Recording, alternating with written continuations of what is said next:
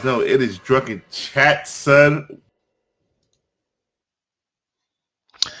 Hey there, it's once again welcome to another It's Drunken Chat, son. I'm your host, Chilton's Greens and Cornbread, here to bring you all the good stuff. I don't think we have any comic book news yet, but we're waiting for the rest of the guys to arrive. I think Chris is supposed to be on duty tonight, um, but got to do some FOC as well as stuff that's coming out and the stuff that's already came out. So maybe we'll get somebody on to help us talk about that. But the thing that I wanted to really push today was previews, right? So there's all the news about the transition, about Marvel and Image and all these other companies. They're pulling out a freaking diamond. So that's going to make it difficult for a lot of those who really rely on the pull box to really get their orders in and actually look through the stuff.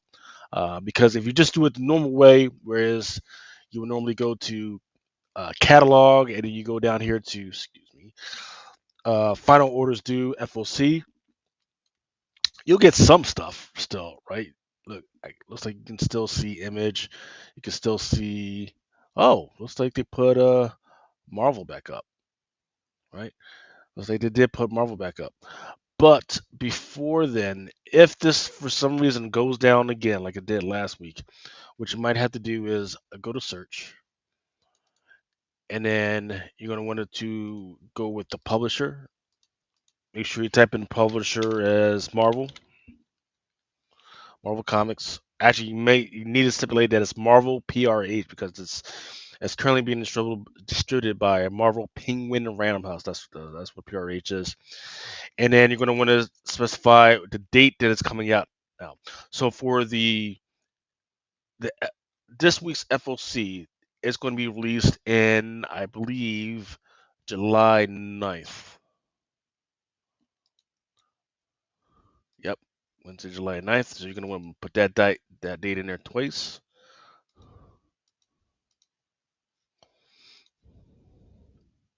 And then what you should see pretty soon is a bunch of books that are actually on FOC um, popping up. And it's taking a, I think it's taking a long time to come up, but we're not going to wait on that because we got stuff to do today. Another resource is if you want to see some of the photos for that stuff, because even in previews, they're way behind on releasing some of the stuff that should be coming out. So what you can actually do is Penguin Random House actually has their own little page. You can go to the Penguin Random House or PRH Comics. That's very important. It's the PRH Comics. There's like three sites. There's the self-service that's for the retailers, and there's another site that's for books, and that's the Penguin Random House, whatever. But this one is particularly specifically for freaking comics. So once you go to prhcomics.com, you can actually go down to here, and it's got the FOC. It says FOC June 9th. Order these titles by Monday.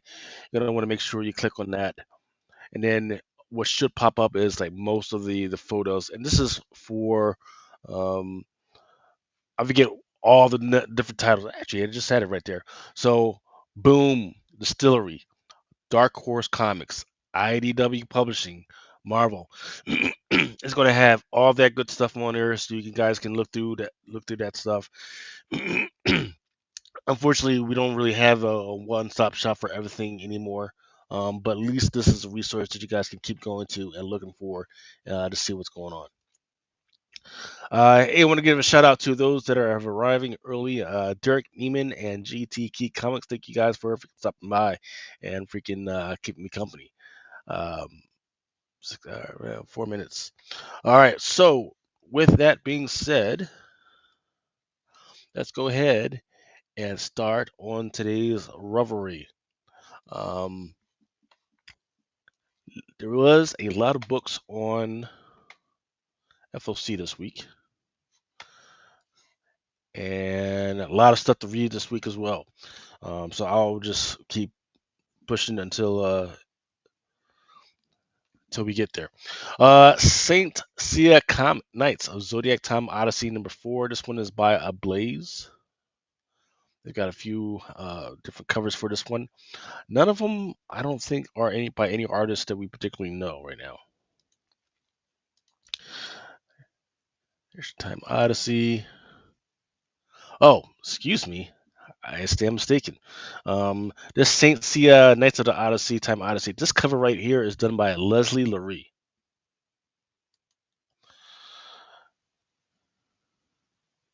There we go. And then the Toxic Avengers. Great, really messed up cover.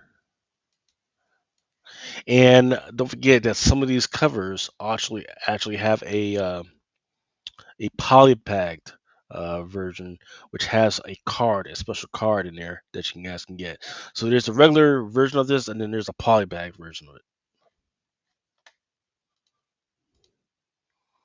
There's the Boars cover.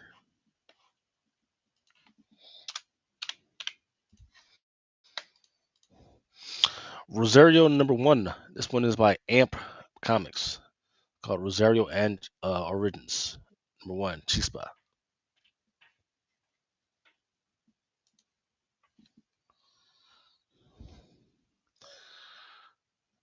Another looking comic.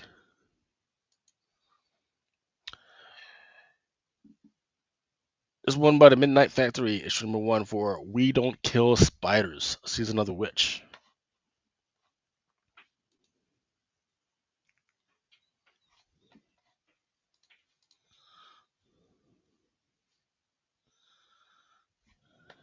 Another looking cover.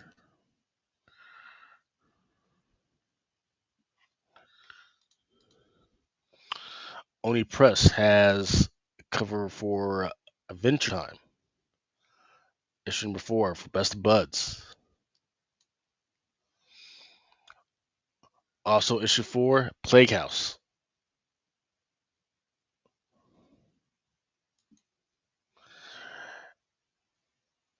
Coming out, Zack Snyder's Rebel Moon Nemesis.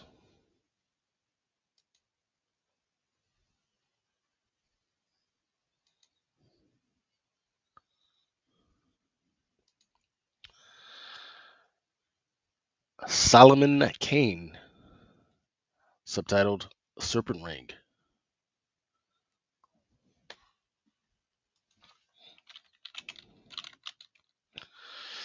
And this one is by Titan Comics.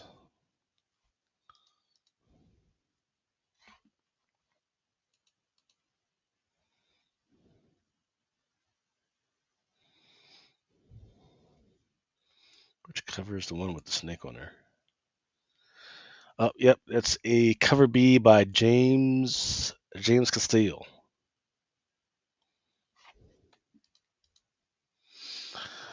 Post Malone's Big Rig, issue #1. Now there was a free comic book day for this one, but they're actually coming out with a set. I believe I had that one later. Dark Horse Comics with Star Wars Hyperspace Stories.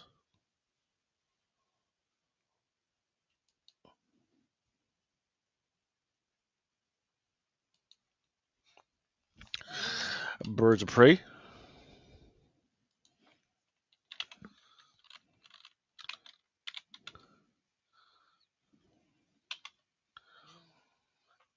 Who did this one?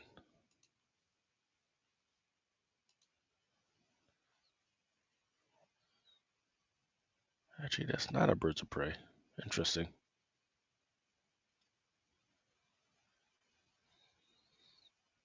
Maybe a Batgirl? Interesting. I'll find out sooner or later.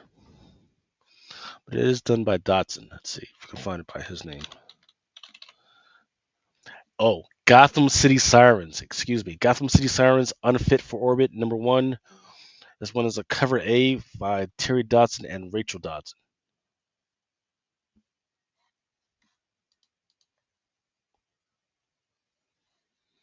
Looks kind of slick. This one is cover B by Nubovich.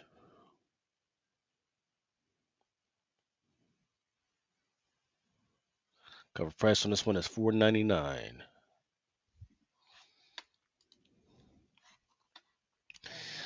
believe this one is cover C by Kai Young Yoon.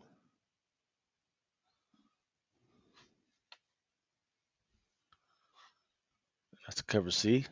It's just a qualifier.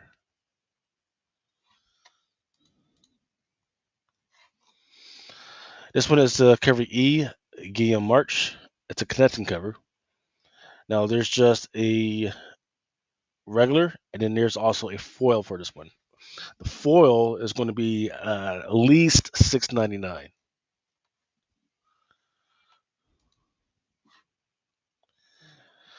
This one is the 1 in 25 for Gotham City Sirens. This one's done by Helen Mask.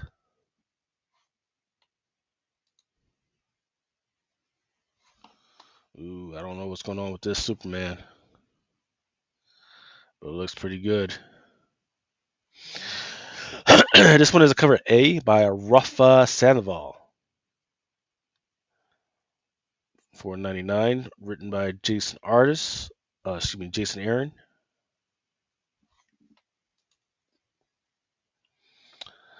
Yep, Absolute Superman, number 9. This one is Leslie Laurie. That one's $5.99.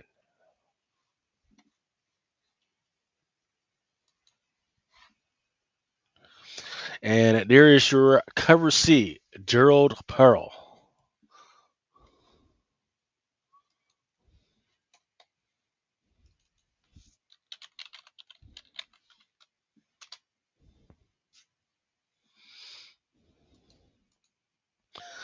Absolute Green Lantern, number 4, 150, Juliet and NECA, a virgin card stock. $5.99 on that one.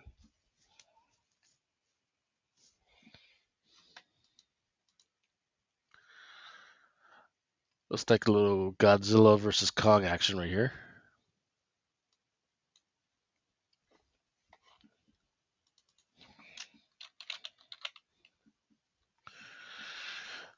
Yep. So that first one is a cover A by Christian Deuce. This one is by Yasmin Putri, cover B. This one is a pretty nice one, Alan Qua.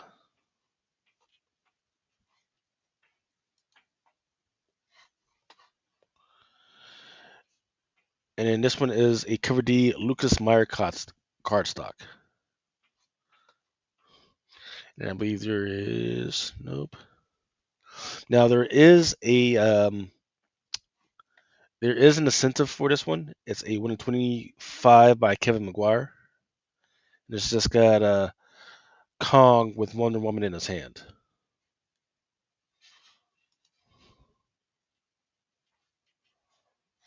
Looks like a Batgirl. Batgirl number 9, cover A by David Talaski. Ooh, looks like a VHS variant by Terso.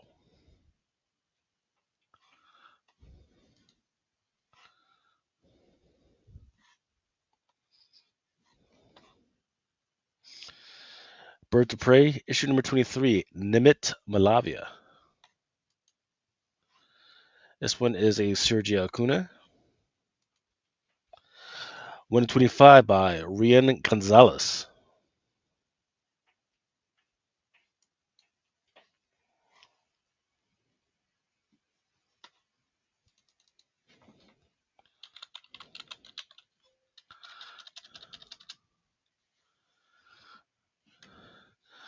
Pretty nice Deadshot cover.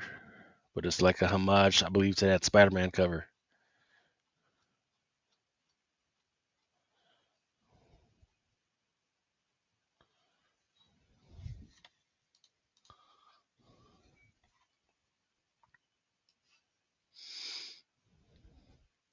More Superman. I wonder if this is Action Comics.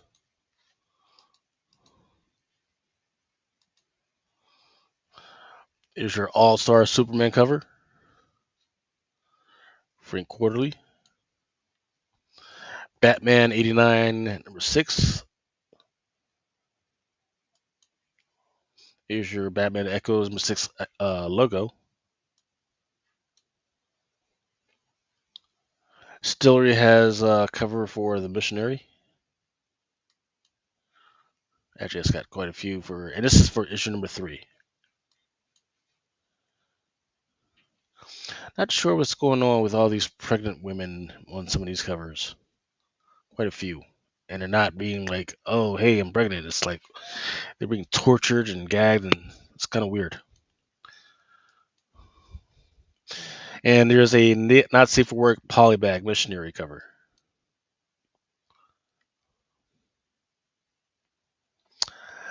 Disney's DuckTales, issue number 5.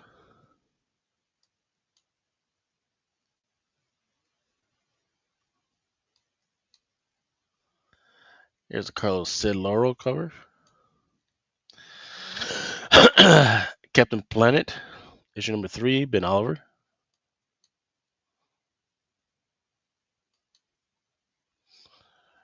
Terminator, issue number 9.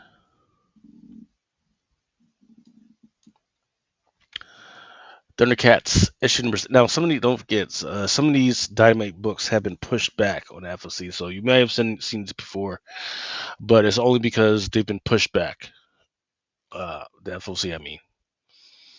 So, for instance, you've seen this Thundercats issue number 17 is by Lucio Perillo.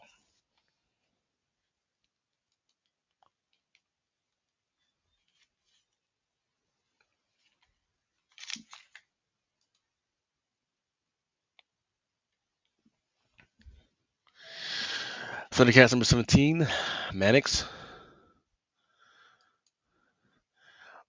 Toy action figure cover.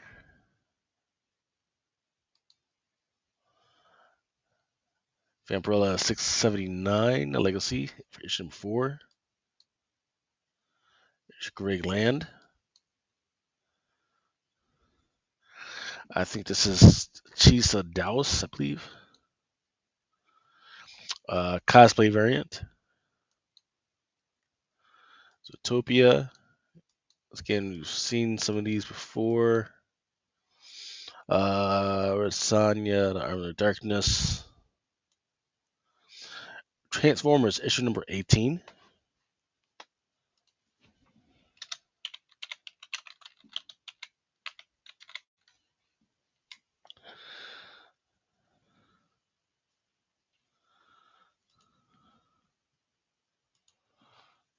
And this one is second print with Jason Howard, Decepticon. There's Jason Howard, cover B. And this once again, second print. Sam and Twitch, issue number 15. Scorched, issue number 42.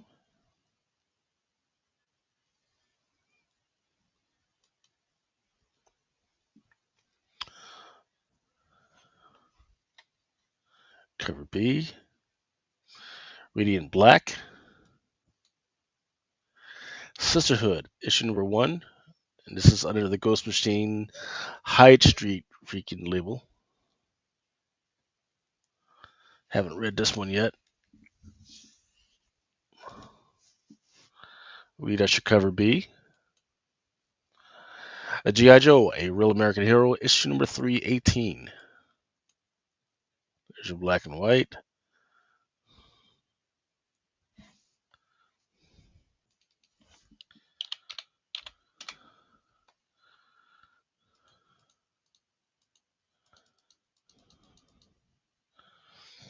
And this one is your 1 in 10, Francis Portella. Hey, what's going on, Patrick Mel?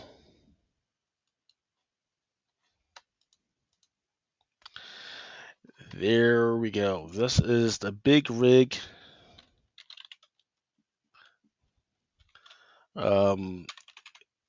It's like I don't want to say it's a mystery box. Let's see what this list says though.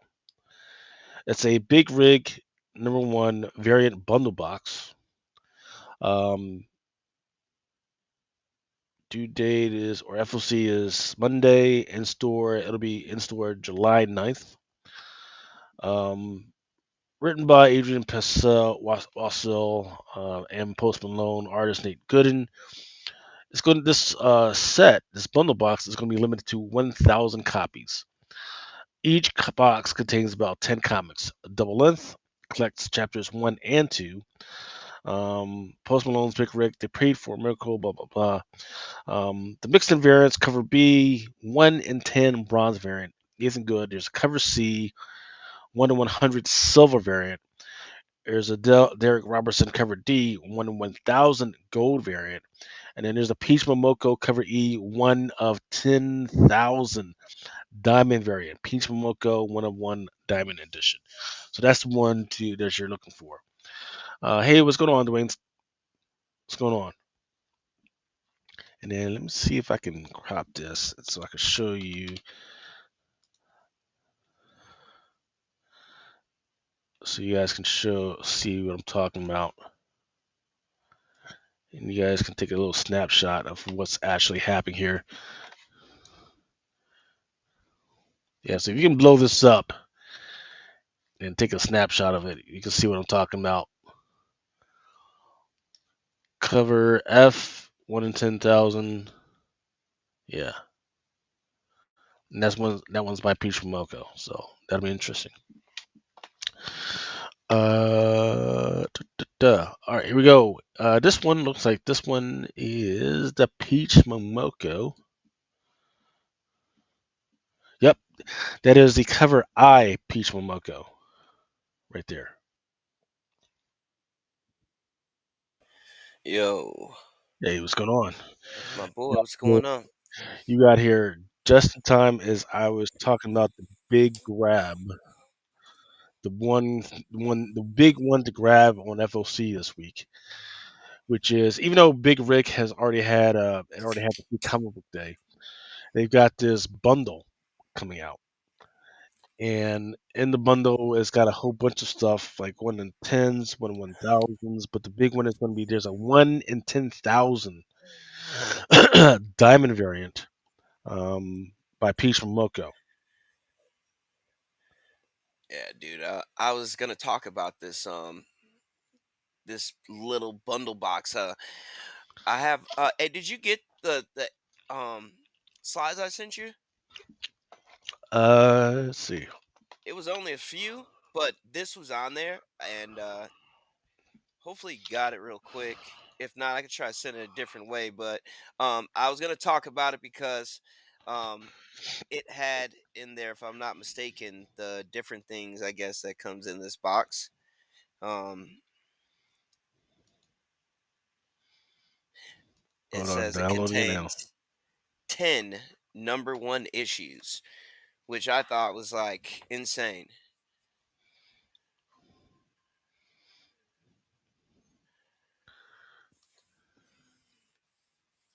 Universe X, what's Hold on. up, bro? Dwayne Scott, Patrick Mel, QT Key Comic, what's up, fellas?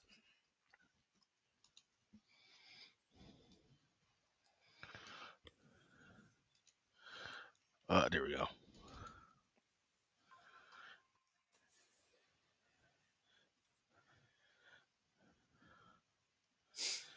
There we go. Yeah, so I believe it comes with a um 10 books in the set Hmm. entirely. And then it says each bundle has a chance of containing any numbers of 5 different limited variants, including a hyper rare 1 in 10,000 Peach Momoko Diamond Edition variant. That's the one that blew my mind. Um, 1 in 10,000, bro. So finally, we have a book that is almost worth getting if they dropped 400,000 of these, right? What does Yep. that give us? 400 of these things? I think it's Well, 400. the box is limited. So the box rich set is limited to 1,000. There's only supposed to be 1,000 of these. So that's where the math is a little weird, right?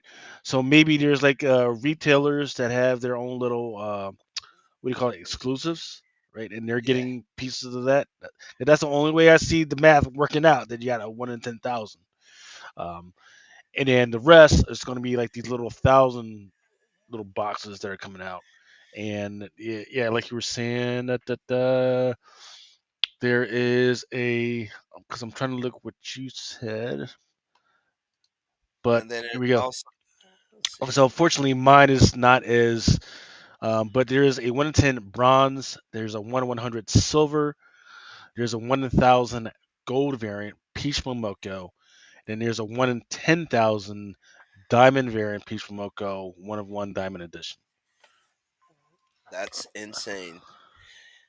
So I wonder if people are gonna bite on. This is by Post Malone, so he does have like a large, fan base. To Yeah, have something like this take off. So I've already got some customers that are ordering from me. So yeah. So what I would say that if you guys are consider purchasing this, purchase from me because I think right now the way it looks, I've got the cheapest price on it because it's $60 for the retailers, and the retailers are not getting any type of discount on it. So SRP is $60, and that's what it's costing the retailers as well. So that's the most interesting thing about it if they catch it. Um, so everybody else, I think, is charging like 70, 80. Some are charging like 90. Think 90 for this freaking box. No, I just want. I would just like somebody from my pull box, um, one of my customers, to be able to get it. So if you're thinking about getting it, absolutely freaking order from me. Only thing that I can't guarantee is that we'll even freaking get the thing because according to this, it's allocated. It's going to be heavily allocated to just the 1,000. It's not like, hey, the first one people that order 1,000 get it. No, it's like it's going to be allocated. So I would say these, order from me and let's give it a shot. so the insane part is that if it's only 1,000 of them, that's like insane. It's almost, I don't know, dude. I don't even want to comment on it, but it's fucked up nonetheless. You know what I mean? But if they guaranteed certain things in the box, I would pay for it up front. You know what I mean? Mm, But then again, like you said, if it gets allocated, then what? It's kind of fucked up. I guess we'll just have to wait and see. So I'm gonna order at least one box for myself, probably for the show. So that if maybe we can give it away, maybe. Um, but we'll we'll see. Yeah, We'll see if I I ain't even gonna get that lie, freaking dude. box. I kind of want to get in on one too and grab one too, dude. But it's just insane, the whole concept. You know what I mean? Like, who cooked this shit up? Like, who told whoever? Like, yeah, dude, let's only make 1,000 of these. Well, I guess the question that I would have was because they're talking about some of these are silver, gold, and diamonds. What the fuck does diamond mean to them? Yeah, Does it look like a diamond? If it looks like a diamond variant, that's cool. Or is it just some little patch that says fucking diamond? I'm gonna be pissed. yeah. Hey, That ain't the way what's to so go. crazy? What if they actually made a one of one that actually has a couple diamonds in it, and that's why they make it so hard to fucking get. Uh, I mean, I let wouldn't me. expect it, but Post Malone, I feel like he would do some shit like that. He would If it could be done, he would do that shit. look if what's this company called? Is it Silverwarsky? Yeah, Swarovski can make a diamond fucking Hulk. They can make it happen. Let me pull this shit up. 'Cause this shit is wild to me. Uh,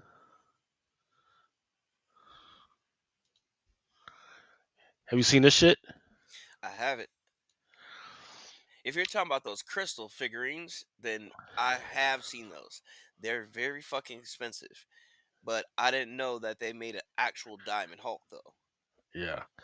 So apparently it's like they just put it out there and it's like $200,000 or something like that. Like there's a cheaper one that's like kind of small and shit.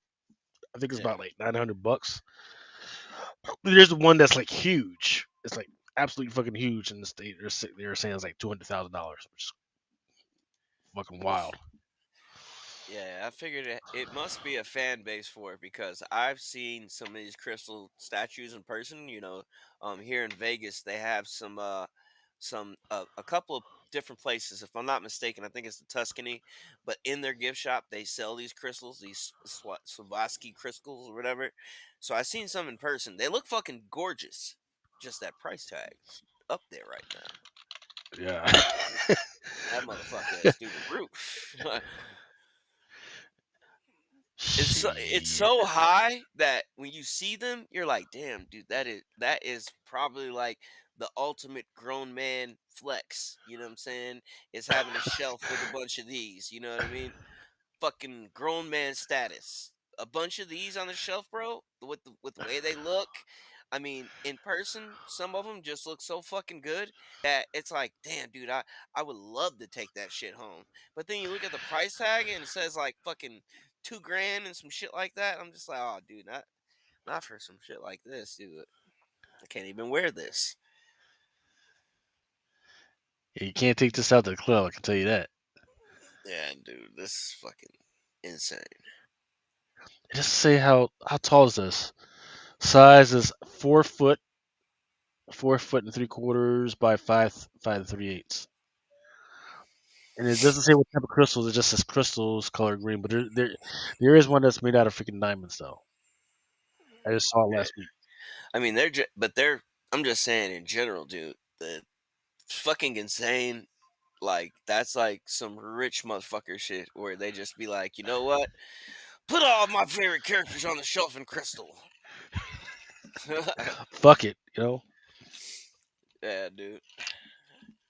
There's some poor boy named Mobutu in Senegal who is digging through a fucking hole. He's all dirty and shit. Can't afford the fucking books, so he can get you these fucking crystals and shit. But so you can put it in this fucking Hulk that he will never fucking see, which is kind of crazy. All right, let's Let's go. Let's go back to did you get a your. chance to see Predator yet? I did not, man. Freaking. I was just. What the fuck have I been doing this week? I've seen Ballerina, which is the John Wick fucking joint, right? And then I forget what else have I been doing. How was that? Oh, Was that oh. was that good? So from the beginning, it is absolutely a freaking John Wick movie, right? There was in fact, let's pull up the fucking poster so people know what we're talking about.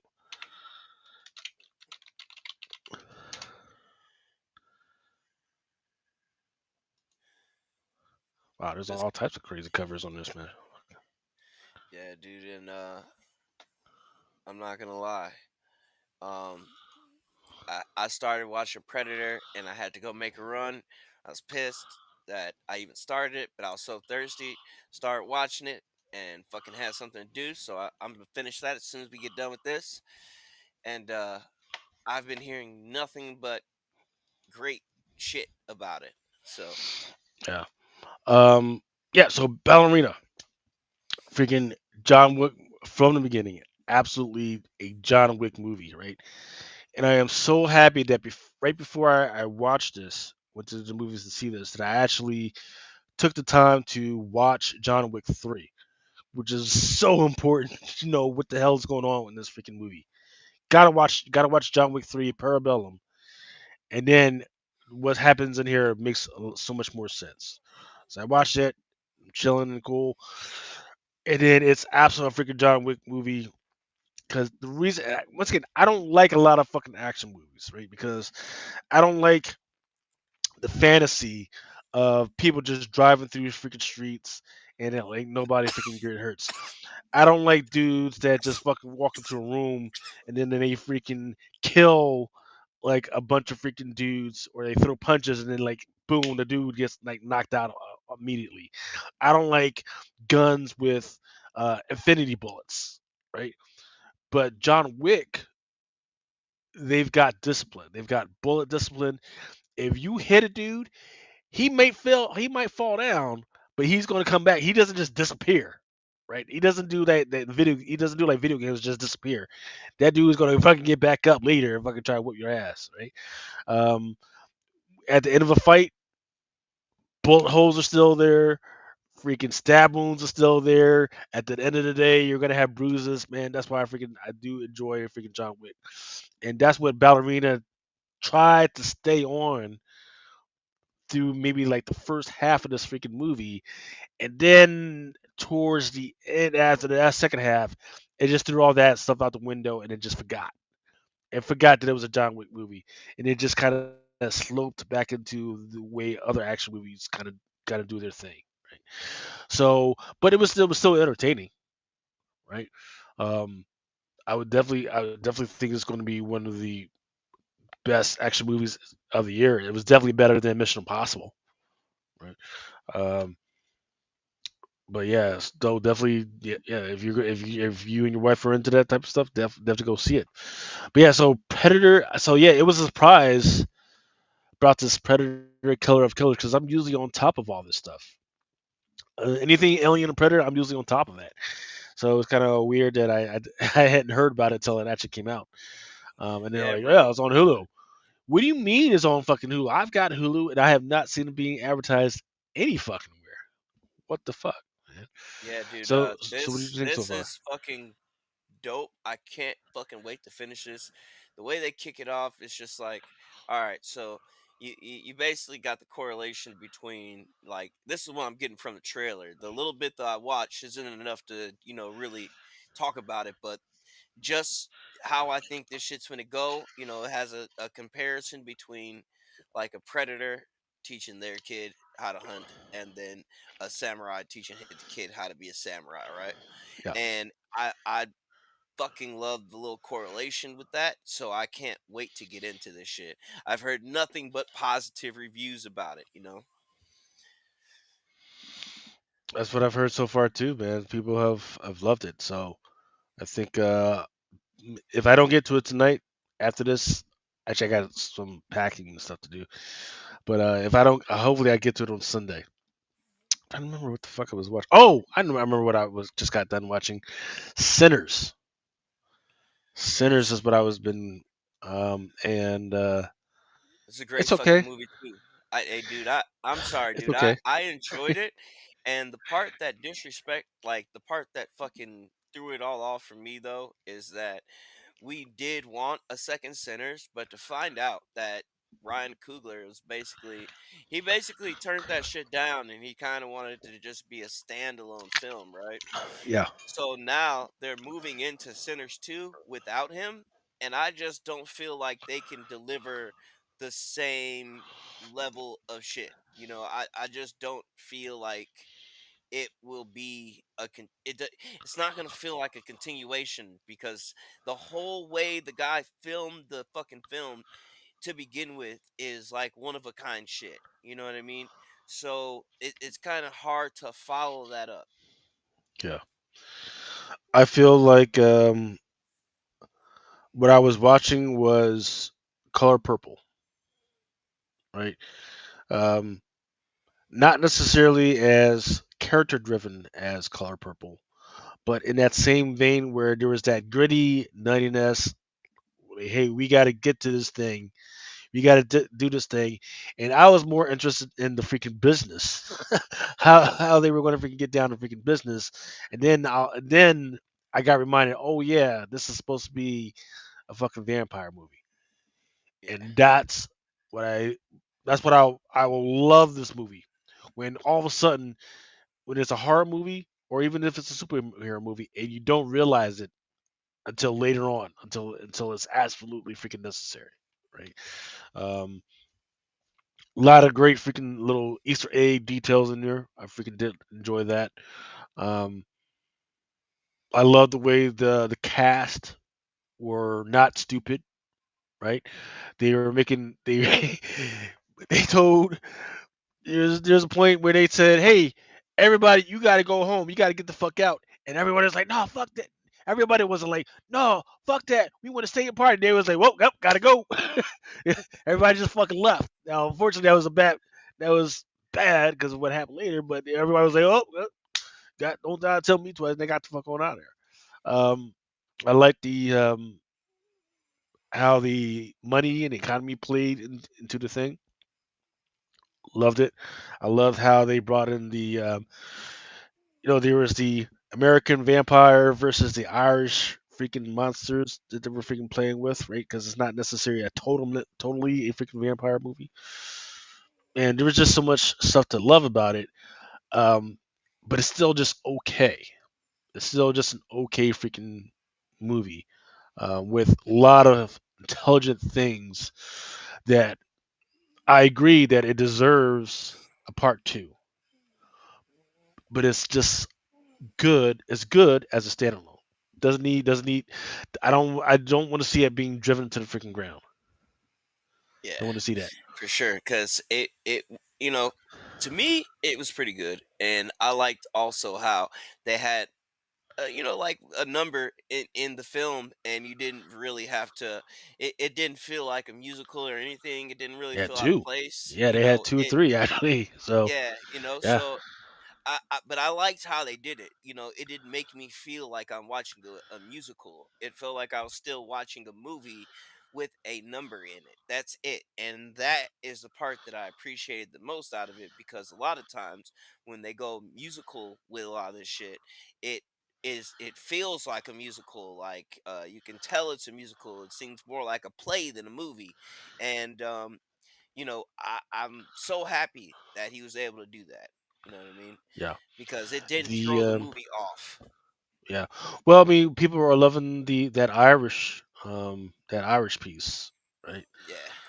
It's blowing up on social media right now, and people are not only loving the Irish piece, but they're loving cornbread, right? The big cornbread motherfucker who was just now he's fucking whatever. He's a monster, but he's out there fucking just jigging and jiving, enjoying life out there, and people are freaking making a meme out of her and just fucking loving that shit right now. But yeah, it's so there's there's craziness where I like it. It was I like it. It's good. It should be a one shot. If they want to do a second, I think that's a mistake. Leave it in its own thing. Go do something else on some other freaking monster just like it. But don't go back to the well on this one. You know why? Because we already know there's a whole bunch of monster type movies or vampire type movies or on its way, right? Bitterroot, White, um, God and Country was supposed to be one that was supposed to freaking happen, right? Moonshine, right? There's a bunch of freaking comics that got freaking optioned years ago, right? And I'm kind of shocked that there hasn't been any type of plagiarism type things being said about, like, hey, this freaking comic was freaking adopted years ago, and your shit kind of freaking seems really similar to that shit, right? Um, so, but once again, it was well done. I like the fact that I forgot that was supposed to be a fucking vampire movie. Love it. I love, and if you wanna, and here's the thing that's the most impressive thing, right? 2000, I'm gonna say 2018 to 2022 or 2023. There's a big push to integrate everybody, right? Diversity, right? Hey, we gotta have everybody. We gotta have black people. We gotta have Asian people. We gotta have all these people. We gotta have. If you're gonna do a movie, you gotta have all. Well, this movie did it, right? It showed all types of and all types of colors and how it was during the freaking 30s and everything, but it did it the right way by putting it in a correct historic context, right? That's another beautiful thing about this freaking about Sinners, which was freaking great. He said, "God, country." So God and Country. So God and Country is very interesting because it's got a lot of um. So right now, where the story is at is that it's like years after um The United States has isolated itself away from the freaking world. But there is a very undertext reason why that's freaking happening. and it's displayed in other freaking books excuse me, in other freaking comic books. So not yet. And there's a reason, and it's kind of interesting of because I forget what issue that I just freaking read, and I was like, wait a minute, this has been out for like years now, and it's just on this freaking issue right now. So they've been very slow on rolling some of these issues out because they've been trying to continue the context for stories in other freaking books. Image is weird. I'm gonna leave them alone. But it's good, and I think what's been happening is once some of these movie production companies have become like, hey, we want to do your stuff, they stop doing a comic book for a while for some freaking reason while they get that stuff squared away, and then once the movie production says, yeah, we're good, then they gotta freaking kick back in and freaking start writing it. It's weird.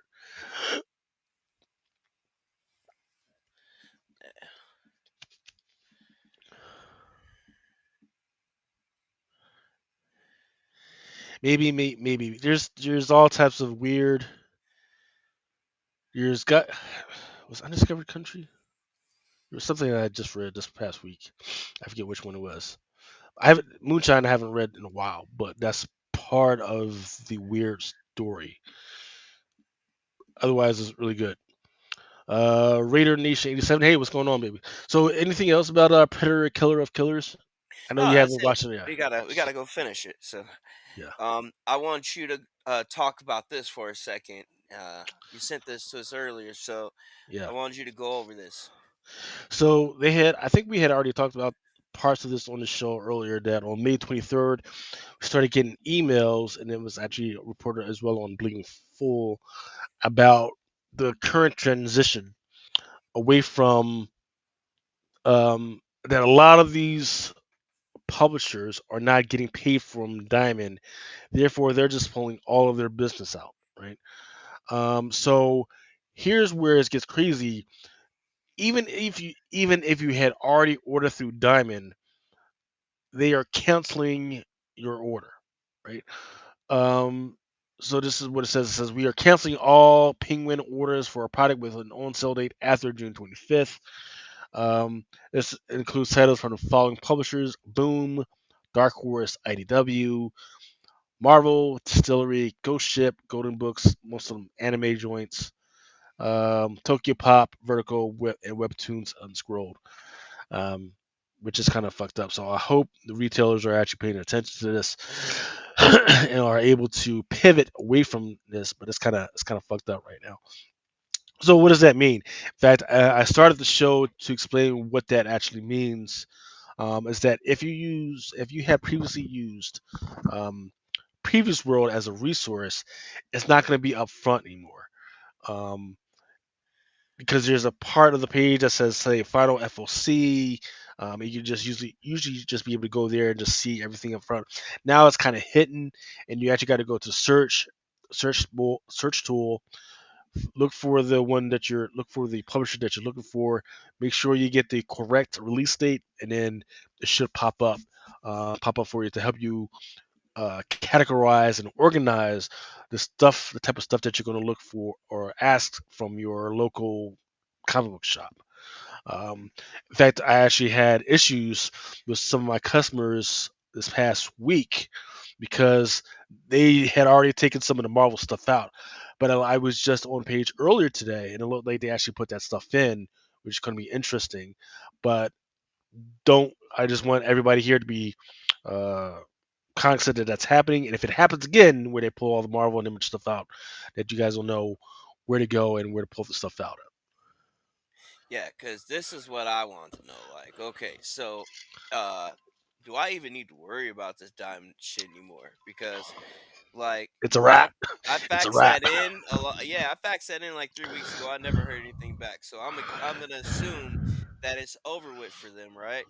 So are Mhm. the rest of these publishers going to move over to someone else, so that we may continue to get the product. Is that all going to come straight through Penguin now, or what? Yes, yes. The only one that I don't think has moved over, and it's kind of weird, is Dynamite. Um, it's because, and we know this, right? Dynamite somehow has these magical printers, or maybe these localized printers where it doesn't cost them that much. So they were willing to hang in with Diamond on a bunch of stuff, but now it's weird because they haven't gotten paid. In fact, Bleeding Fool reported this earlier this week. they had they're suing Diamond on top of the already bankrupt suit out there. Like, hey, you guys just got money to be able to pay off some of your debtors. How come you haven't at least paid us for the last 2 months and stuff? And then it came out, oh wait, this particular area that these guys should be paying getting paid under is by Ad Populum. Ad Populum was one of the ones that bought I think the comic stuff. I think Ad Populum bought the comics and I think Alliance bought the toy stuff. Somebody if you guys are more familiar with it, just let me know. But I think it's either that or something else.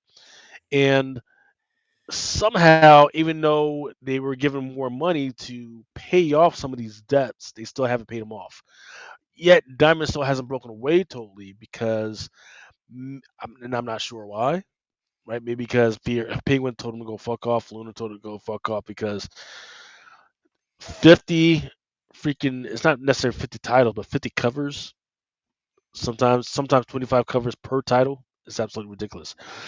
Hey, I want to welcome to the stage Comics Man, with the freaking stripper, freaking colors going on in the background. What's going on, baby? What's good? What's good? I don't know, man. Look like he at that freaking at a table bar, man, at a titty bar, man. What the fuck? Got that good colors going on, man. Showing off the new 3D print. I see. Yeah, it's my new little piece. How long did that take you? 2 weeks, but only because I BS for a whole week where I didn't do any color painting. That's nice. You know Yeah. what would be wild, man, with all these freaking terrorists that happen, is if all of a sudden a lot of those companies started freaking sending out plans and everything, blueprint plans, so we could print it here ourselves. Just fuck up the economy that way. That's all you had to do. We just had to buy the plans, print the shit out. Our manufacturing joint would all be all fucked up. Uh, so so comments, man. We have just been talking about a couple of things. We just talked about Sinners because it's out on streaming now. We just talked about Predator Killer. Is it Killer Killers? Yeah, Killer of Killers. And then we talked about the absolute beyond collapse. Diamond doesn't even know how to collapse right. The beyond collapse of Diamond, and that they're losing everybody. And they've been trying to send out letter after letter, like how bad the collapse is, man. I don't know. What's Center streaming on? Prime Video. It was 19.99 to rent and 24.99 if you want to buy it. And so you even if you got Prime already, you still have to pay to watch it. Hmm That's crazy. I can see it because it's been like has been it's been number one until probably John Wick came or the Ballerina came out. It's been the number one movie for a while. It was one of those movies that they didn't expect to really do that well, but it just came out of nowhere, and it did actually pretty well. It's showing the power of heart. It's a duality, right? Because we know Black Heart does well, right? Because of all the Jordan Peele movies, they've been actually doing absolutely fucking well.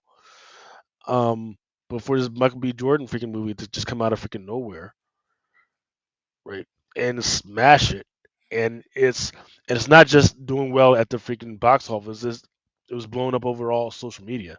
People have been loving that fucking movie, doing memes and freaking going crazy over this freaking movie. Um, but we'll see. What I would like to see is see if there's going to be a saturation, right? Is it going to be a saturation of black content, African American content, or is it going to be a saturation of lower, low key, um, horror content, right? Because A24 and Bloomhouse have been killing it for the last 2 years, absolutely freaking killing it.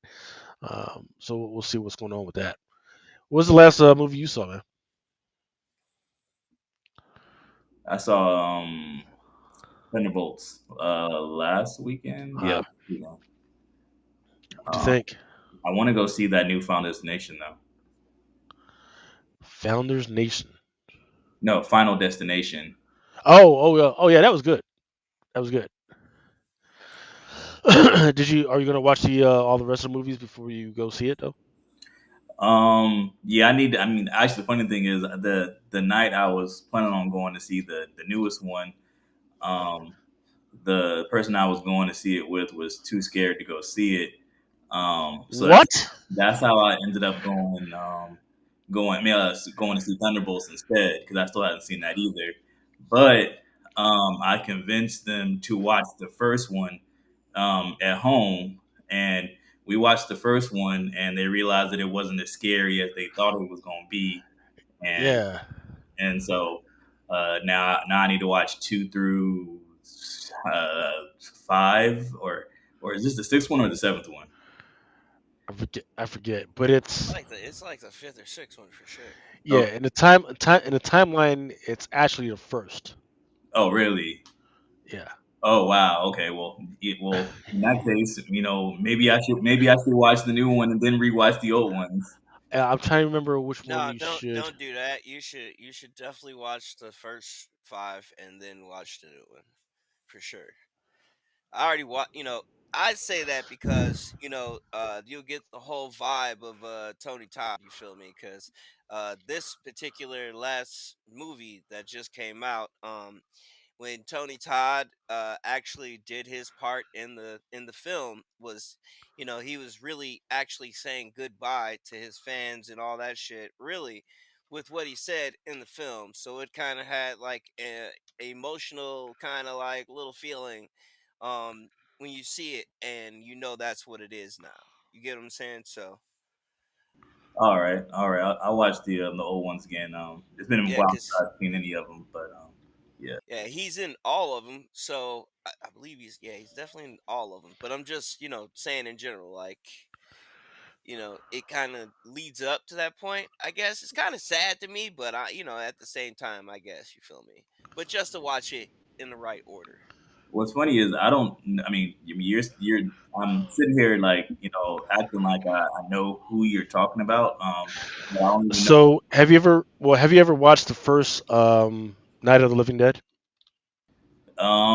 I'm No, talking about the old black and white joint. no. Have um, you ever watched Candyman. Candyman? Yeah, I Yeah, watched Candyman. the Okay, the fucking black guy from Candyman. that one. That's his name. Oh, that's That's his Tony. name. Yeah, Tony. I never knew what his name was. I just know him every time I see him. That's Candyman. Like Yeah, that's but all he's I been know. in like I guess an assortment of other horror films as well. So it's like dude has a large fan base for real. Wasn't he like the dude that was like narrating like Tales of the Crypt or something of the some like scary stories thing back in like the 90s or something like that? Um, He's done the Platoon, Night of the Living Dead, right? The Crow, The Rock, Wishmaster. Uh, you wouldn't know any of these other things. He was a voice actor for Half Life, Michael Bay's Transformers: Revenge of the Fallen, Dark Side, and DC Animated Universe, Venom, and Marvel Spider-Man, and the video game for Indiana Jones. So he's Yeah, he's done done a quite a lot. lot of shit, dude. He's been in a lot of things, different things. Just watching it like over the years, like you should be able to see his ass in all that shit cuz I don't know, he always kind of stood out to me. no, I recognize him when I see him. I just never knew what his name was, honestly. Yeah. Yeah. I mean, I will always know. It's kind of weird, man. Like you can tell how old how old I am because I know him as the dude from Night of the Living Dead, right? That's the once again I am a straight horror fucking fan, and the impression that his role had on me is absolutely fucking phenomenal, right? Um, but then other people they're like, oh yeah, fucking Candyman. And I'm like, yeah, Candyman's a fucking great role because that's what my son knows him as. They know him as fucking Candyman, and then now his greatest freaking role will be like, oh shit, he did have a great freaking impact in Final Destination because he was trying to push these people to understand what the fuck was going on. So man, great freaking great freaking role. There's another guy that was in the Ballerina, the black guy that was in Ballerina. Apparently, he passed away as well. Um, something Roland or something like that. It is I saw that ballerina trailer and stuff like that. I totally just pushed it off as kind of like, okay, like of course they have to have their John Wick is like the male uh not assassin but like badass rogue person, anti-hero, whatever you want to call them. um and of course now they got to have their female version of John Wick. Yeah. So they set it up in John Wick 3, where they showed where he was raised and freaking trained, and there's a huge ass sequence. It's about I would say about 7 minutes where they show the whole thing, and then there's callbacks to that same freaking thing inside a ballerina. It actually really makes sense. Um, but the the way weave out her story explains so much more about the clans and the families and the way they freaking work, and that's worth hanging in for and freaking staying for and freaking watching this freaking movie. Um, that's why I freaking liked it, and as well as just being a John Wick movie all around. Um, so yeah, don't don't. it, I guess it all depends on what type of freaking movies you like, man. If you're freaking oh yeah, I freaking like action movies, but you like freaking car chase scenes, you're not going to get that here. You're not. They did so much to not have a car chase scene in this fucking movie. Mwah! Fucking love that shit because I hate car chase scenes. Love that. I um hate car chase scenes. so I've never seen John Wick. I know who John Wick is. I've What seen the clips, fuck? all that, but I've never seen John Wick. I mean, honestly, the character. I mean, I kind of dismissed the character because everybody just kept talking, hyping it up like he was just this. I mean, I like Neo already, but Hold on, hold on, hold on, hold on, hold on, hold on, bro. but I Time didn't. the fuck out. Time out, bro. Did you just say you didn't ever see John Wick? Nope. What the fuck? Well, I can see that, right? Because sometimes No, if you've dude, I seen can't see that shit, dude. John Wick is a motherfucker, and if you haven't seen that yet, dude, that's insane. Like, where the fuck have you been at, bro? Like, well, real if talk, dude. This sometimes when shit's great. sometimes sometimes there's an oversaturation, right? Sometimes you think like, hey, if I've seen one action hero, I've seen them all, right? Nah, bro. John So Wick is why do I need fucking to see another one, right? I've dude. seen, some. I've never seen. Let's just say I've never seen the whole first movie, but I kind of got. I mean, I'm not really excited with just people running around just killing. Just okay. He knows how to just shoot guns. From while bending over and doing flips and falling, and he kills like 8 people with one bullet. All that stuff like that. That's cool, but I've seen that before. Like, I mean, I don't really. You No, can't. it's not even that, bro. It's like it's actually a story. You actually get a little attachment to the character. Some fucked up shit happens to him. You actually get to understand all that, and I wouldn't say it's just like a regular action movie to me, dude. It kind of was like dope where it had its kind of like own little universe that they built in with that shit to me. Like Right. which just makes it really fucking dope because you don't just want to know about John Wick. You want to know about all the other characters. You want to know about how this shit works. You want to know about the high table. You want to know about all that shit and how that shit works is pretty dope. I Right. I'll add it to the list. You know, It, it'll be up. hey, dude, I'll watch them. it's almost like watching like how like the real organized gangsters fucking, you know, people that would you would think run fucking the world, right? But it's dope how they do it. You know, like this fucking order. It's shit that has to happen. It's like different. You know, it's not just like some just rogue dude just running out just shooting some shit up. You know what I mean? Like it has its own little background, whole story, and fucking way shit goes.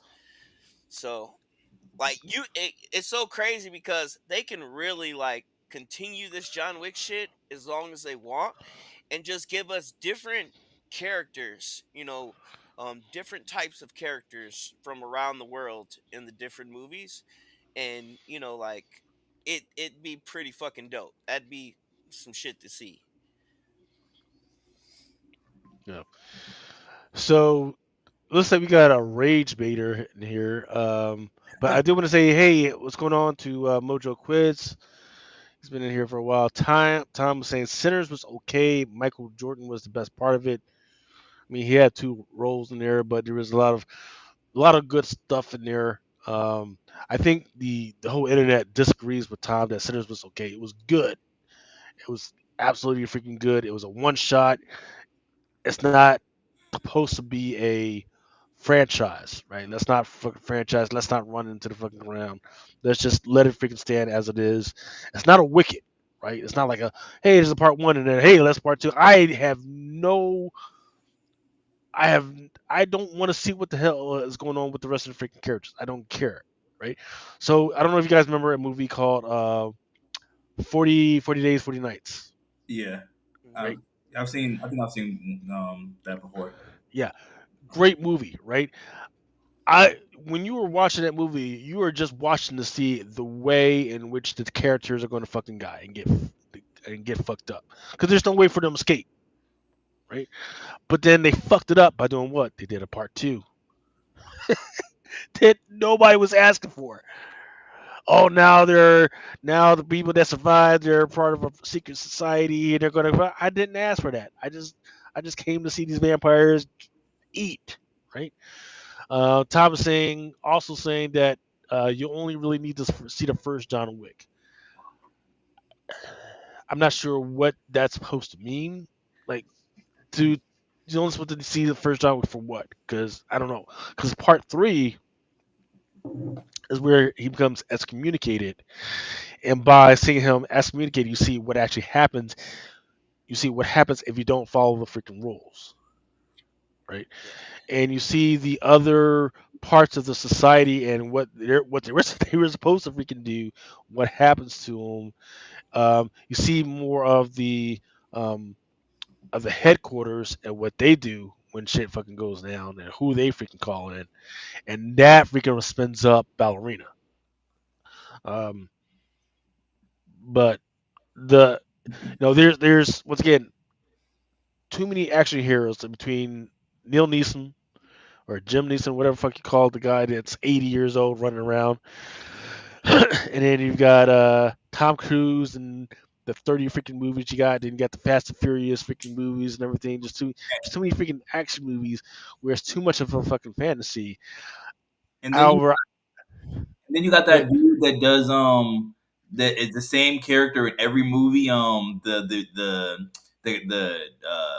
Crash or Crank. I mean Crank or I think it's You talking Crank. about Jason Statham? Yeah, like yeah, yeah, he's the same character in every he's single he movie. did Beekeeper and the Working Man. Which was literally like, yo, dude, I don't know, dude. His best like, shit was Crank. I'm not gonna lie, dude. Crank was fucking dope. I like both Cranks, Crank and one and two. They're both fucking dope to me. I've seen I both of enjoyed them. both. I saw Yeah, I them enjoyed both. that shit.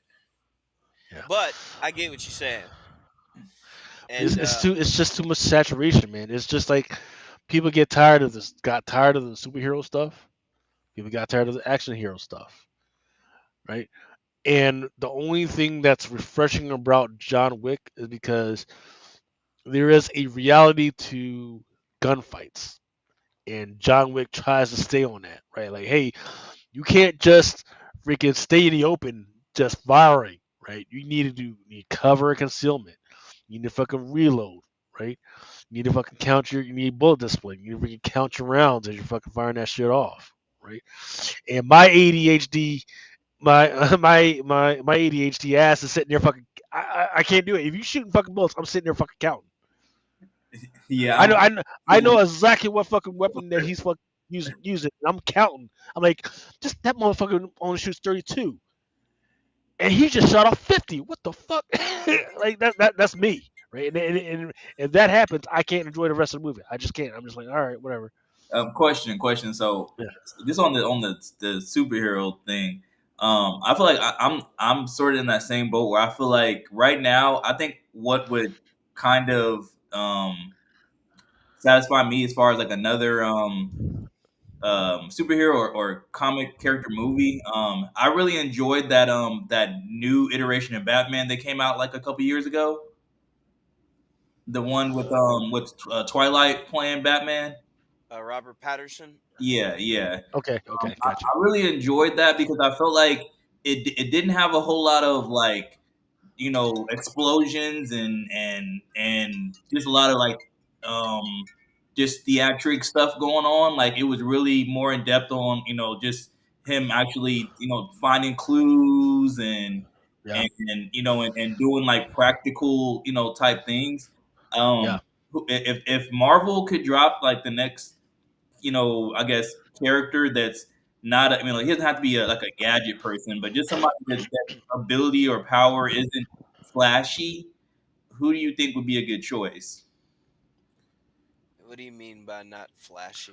Like, I mean, they don't have super strength, or they don't, fly, or like the major things like super Right. speed, flying, I mean, fuck. I mean, you got Reed Richards, but I've already heard down the grapevine that his powers, the way they use him in the film, kind of suck. But I mean, you got him if you want to think about it. I mean, Thing just has super strength. He doesn't have anything else spectacular, Yeah. right? That was yeah. That was Indestructibility, supposed to be, basically. yeah. That was supposed to be Tony Stark, right? Tony Stark Yeah, was he doesn't have any powers at all. He just has his mind and his ability to his build suit. stuff, Yeah, right? He built he built a fucking suit in a fucking cave with spare car parts. but You he's know, not low key though. he was. People forget that before the Avengers movies, he was low key. Nobody outside the comic world knew who the fuck Iron Man was. and out of all honesty, Iron Man was never like a face of Marvel before the MCU. Hmm. You only had fucking Wolverine, Hulk, Captain America, and Spider Man. Those are the main four motherfuckers that Marvel pushes, basically. So Yeah, I mean Punisher. People love the Punisher right now, or well, cops love the Punisher. You got freaking Daredevil, right? He's not flashy, right? I love Daredevil. Yeah, there's so many low key characters that were low key before they brought them to the MCU, but because the actors did such a fucking well job, we have retroactively think that these guys were always freaking big, and it's kind of interesting, right? Now Punisher he was always freaking big, right? Got it, but Daredevil wasn't freaking big. Iron Fist was big. Now he's just trash, hey, right? while we're on this topic, hey, hit the Yep. next slide.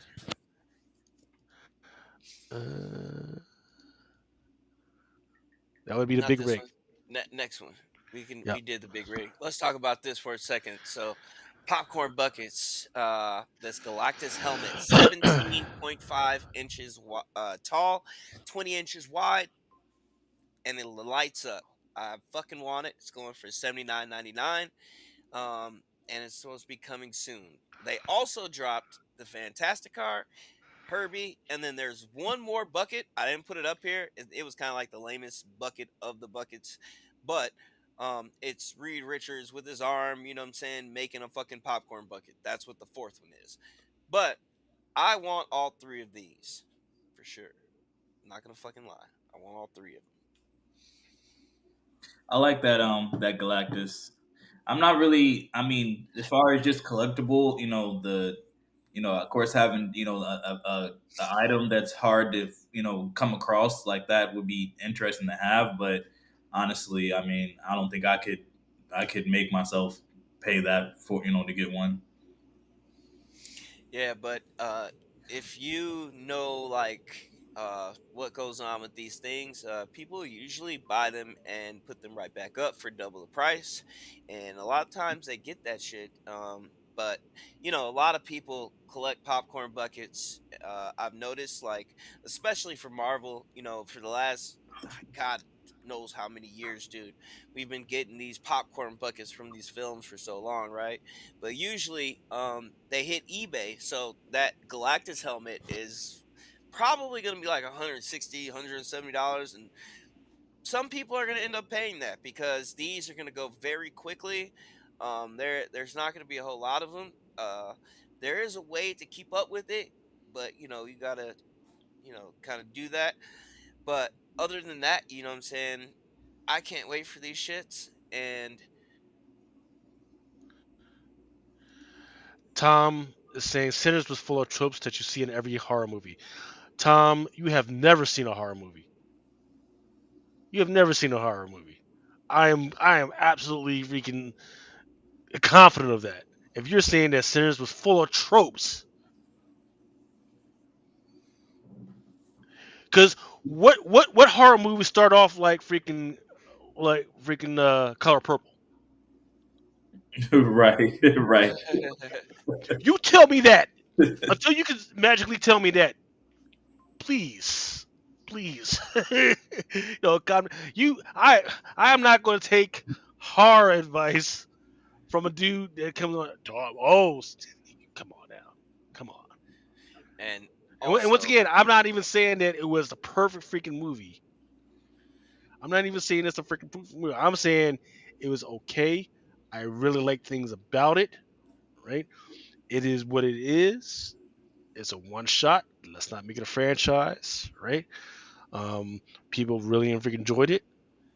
No, it is. It is what it is. But come on, let's not. uh, Raider Nation 87 says, I think if Marvel was going to do a grounded real life type movie, it would have to be either be Punisher or Daredevil.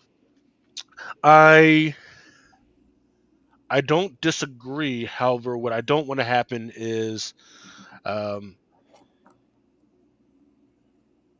Hawkeye, the Hawkeye Echo, freaking what's the name is, right?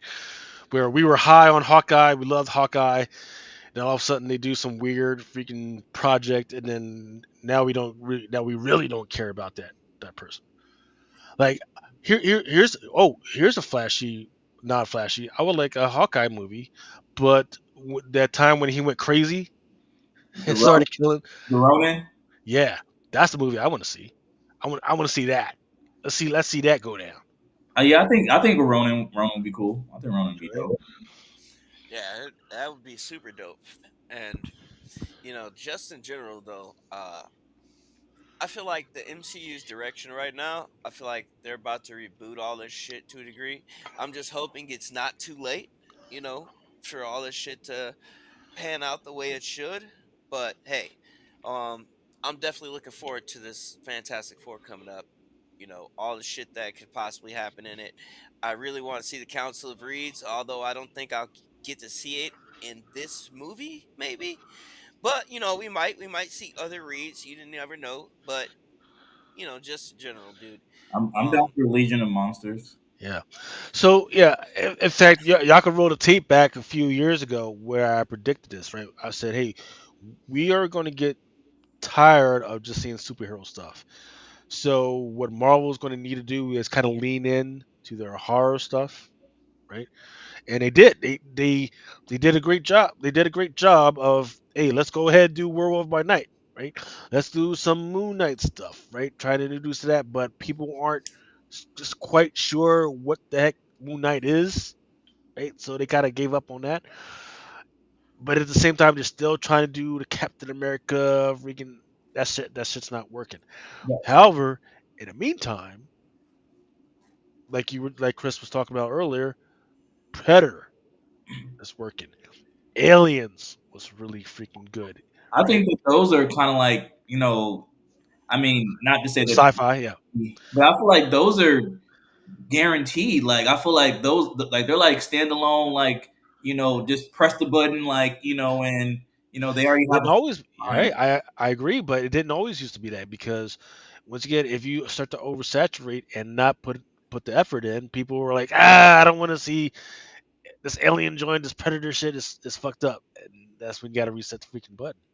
You got to be, I mean, you we're got to about to got it. get a whole nother alien show, so it's like they're doing something right with that whole lore and genre.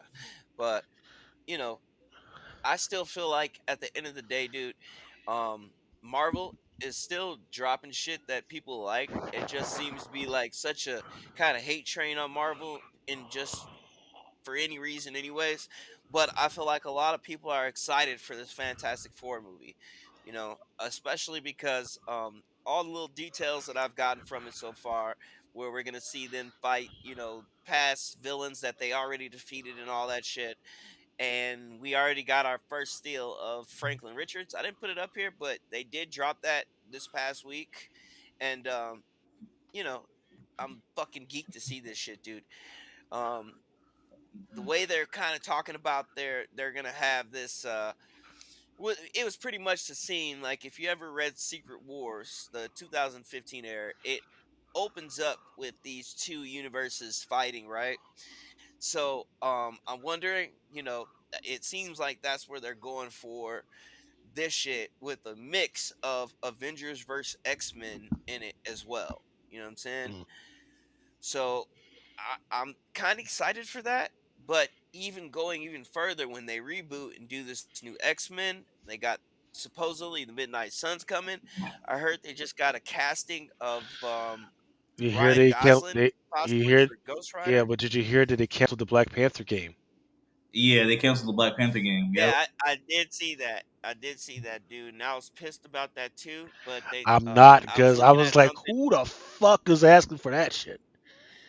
Nobody Yeah, asked for that nobody's shit. asking for it, but it did look good, and they were even using Capiera fighting style for his fighting style in the game, so I was looking forward to that. But we got Wolverine coming and fucking the third Spider-Man installment. So, and God of War Egypt. So, it's some franchises I'm looking forward to like a motherfucker. Of course. But um I think they just canceled the Black Panther because they were still working that shit on, and shit Nah, behind I the scenes guess probably you are got going to Ray. well. I think it's because Marvel Rivals is fucking blowing it out the fucking park right now. Yeah, and they just dropped another fighting game on us. I think it's called like Toko or Tokon, some shit like that. But it has that classic Marvel vs. Capcom or Street Fighter type fighting game with Marvel characters. They gave us our first trailer of that this past week, which is also fucking dope. But you know, they do So, have some shit coming out. I feel like this my personal opinion of, I guess, Marvel, as far as the stuff, their TV or movie stuff that they've been putting out. I just think that it's a lot of it is has a little too much Disney in it. Like it some of the stuff, I feel like there's a lot of laughing, a lot of jokes, just a lot of too much family stuff in it. And I just feel like it kind me personally, like I feel like it kind of, I mean, obviously, you want to pull, they're trying to sell it like take your whole family, spend more money, that type of thing. But I feel like it kind of takes away from this the characters, because you're kind of turning them into a joke, or lightening up the character by adding, adding these jokes and making the characters kind of Right. quirky and stuff, all that like that. Well, I definitely understand what you're saying. However, I feel like the character development that we got with Loki, I thought that was like really fucking dope. And to me, it didn't seem all that comedic. You know what I mean? It felt a little serious to me to a degree. Um, I enjoyed that shit, like but I know what you're saying. I just think with as many years as they've been doing this shit, like character development, we've seen so many different ways with it, with all the different characters that we've gotten over all this time. But you know I do wish they would go for a darker tone, and I'm hoping with all these Midnight Suns and X-Men characters coming up that they can start giving us darker content. So on on that topic what you're talking about, so I the TV shows that were on Netflix, the Marvel TV shows, I think those were great. Except for Iron Fist. Iron Fist was trash, but Yeah. the Netflix TV shows that were Marvel, I think all those were great. I don't have any complaints about any of them. But I feel like once all this stuff for Disney started coming out, like there's just too much. I mean, I always say this, like there's just too much smiling in all of the movies. Like it's just I feel like these the and another topic is that I feel like they try to make everything make sense in their movies. Like it's like the way they'll change the way people get powers, or they'll change the way that people's powers work and stuff like that, just to kind of make it seem realistic. And it's kind of like, well, it's a comic book. Like it doesn't need to be realistic. That's the point of it being a comic book, character. You don't have to give me, Right. a science experiment of why somebody can fly. Like, Yeah. I mean, Well, yeah. I mean, Thomas, man, you're making total sense. However, you also got to remember that they have Marvel in between Marvel and DC. They have not just corporate sponsors, but government sponsors, right? So for the type of content that some of these guys are trying to show, particularly like Falcon and Winter Soldier, there are sponsors that say, "Hey, you can absolutely write about this, but you need to write about it in this way, right?" Or, "Hey, you're talking about this type of concept, but make sure you talk about the concept in this way, right?" Um, because and I agree with you, right? Hey, this is comic book, this is fantasy, but I've had because of what's been shown in some of these freaking comic books, I'm running into more adults who are so fucking stupid that they're just repeating the same shit that they are reading in freaking comic books, right? And I can't break them out of them. Can't break them out of it with fucking facts, right?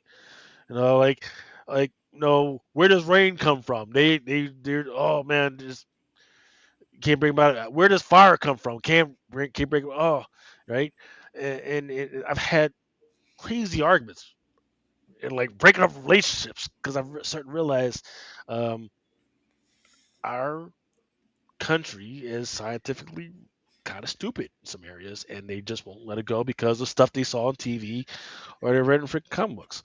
And we have an opportunity through this medium to correct uh, what people know about stuff. So I agree. There's definitely freaking areas for for fantasy, like especially the quantum physics.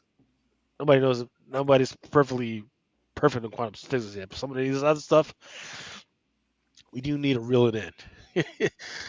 Just saying. so I mean, I just feel like, so for example, like they'll like say the characters in the TV show, the character is an alien, but they'll change it to the character is like some weird person Mm. or something like that. It's kind of like why just change, like why can't the person just be an alien? And I hear people be like, well, because they would have to explain, how the person got there or why they're, how they know each other, stuff like that. It's like, well, I mean, who cares? Like, I mean, it's if the movie is about the character, so me personally, I'm more of like a, you know, try to keep it as close. I mean, if the comic book is written, follow the comic book. Obviously, if you got to change some stuff to kind of, try to make it, maybe the comic book wasn't written well to where you could kind of make everything flow. So you change some stuff to make it flow better, but don't just change like stuff that's necessary. Like, that's what I think. Universe X is asking, did you see how much Doomsday is going to cost? He says, I hope they actually make their money back. If not, Marvel is going to be in a lot of trouble. Oh yeah, oh yeah. That's another thing. I'm tired of this multiverse stuff. I've been tired of this multiverse stuff for a while now. I feel like all this multiverse stuff is an excuse for Marvel to just come up with all types of nonsense and just slap the label of another universe on it. And some of the stuff is kind of corny to me. Like honestly, I didn't. I wish they would have chose somebody else to be what's his name Reed, no who's Doom what's his name Dr. Robert Downey Doom. Jr. Yeah, yeah. I wish they would have chose somebody else. Like, I feel like just like reusing him like to play, Doom in another universe is kind of like, yeah, I can see how like this is another universe. He's supposed to be more, he's smart. He's also supposed to be more, technological. So okay, why not have him be Doom in another universe? But why not just bring in another, person? Like I feel like when I see Robert Downey Jr., like I want to see him as Iron Man at this point. Like I feel like you just can't just sometimes you got to let actors go, bring in somebody else new, and let them do it. Yeah, so. I've told the story many times.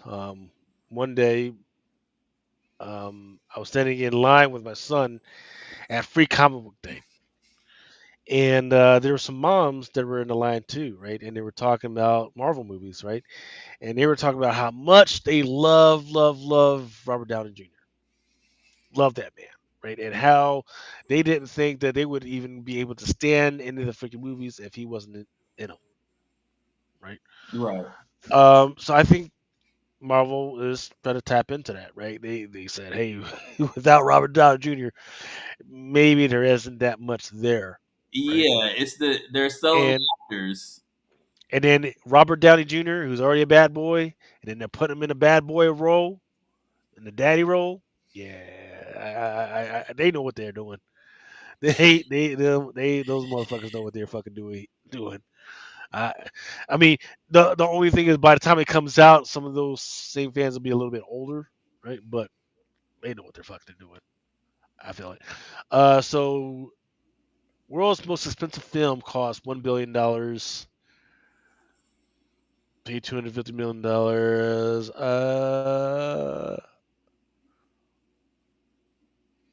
Okay, here we go.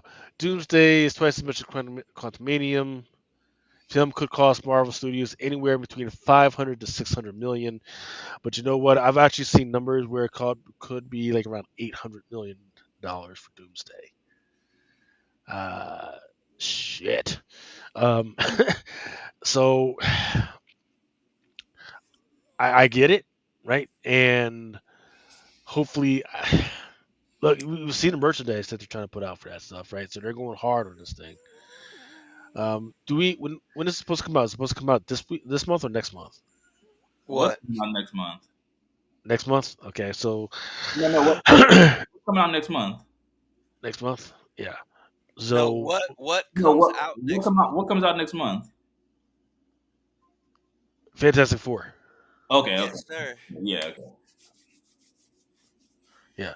So shit. Well, I mean, we'll fucking see, man. Freaking.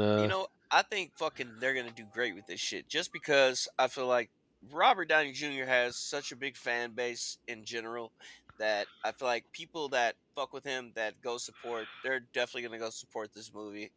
It's probably gonna make like fucking $1 billion or $2 billion, for sure. If they're spending 800 million on this shit, I don't think Kevin Feige is gonna fuck this one up. I think we're gonna possibly get this brutal ass Doom because we're supposed to see him kill a lot of people because their whole pitch on this movie is that some of these heroes die and there's no rewinding time or infinity gems to snap them back, basically.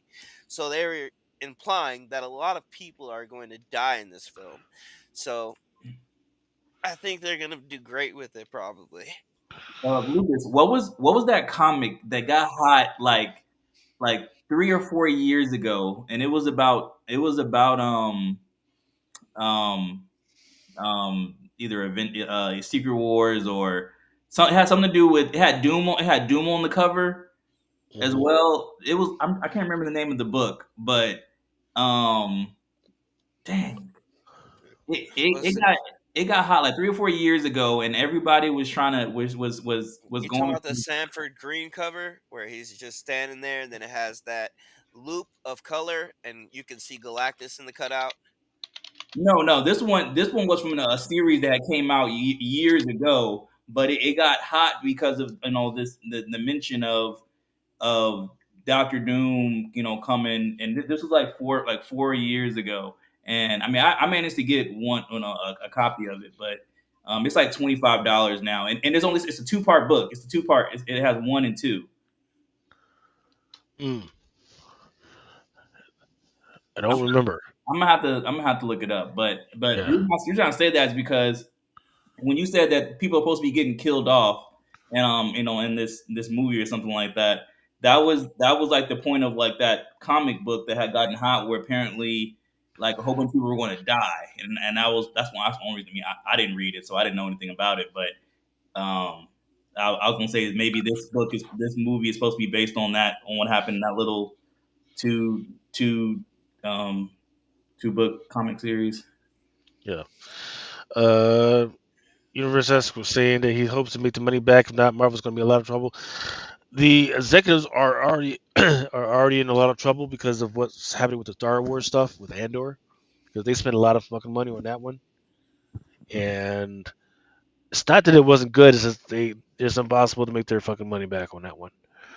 The Universe X agrees 100% with what Comic Main is saying, and Chris is hyping people up.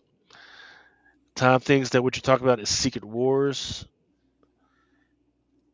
Like, I'm trying and to think then of what he's talking about though, with everybody dying. I mean, like 3 years ago, like, you talking about Blood Hunt or like what?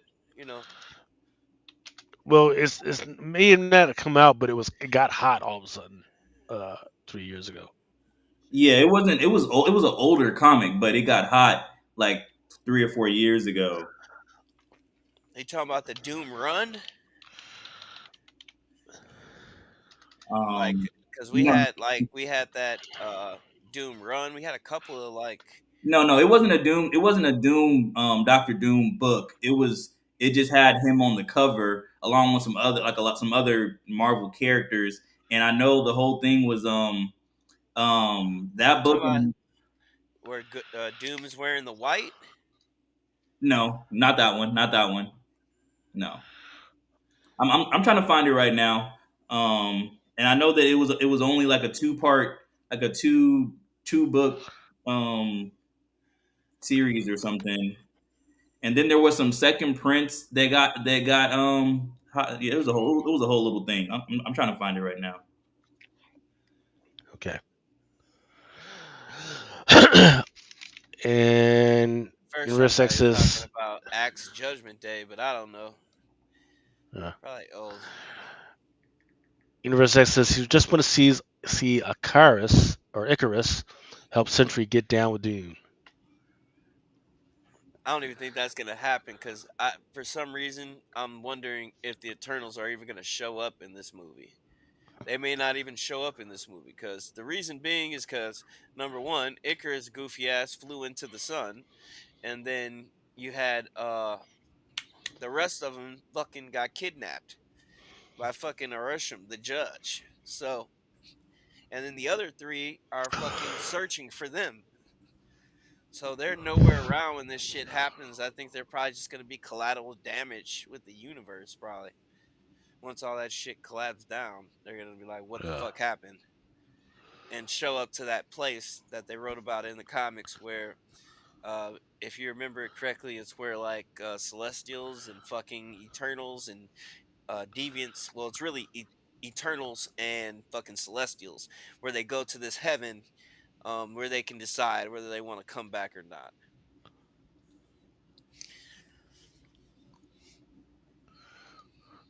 So who's going to try and take down Doom Sentry, who's just Bob right now?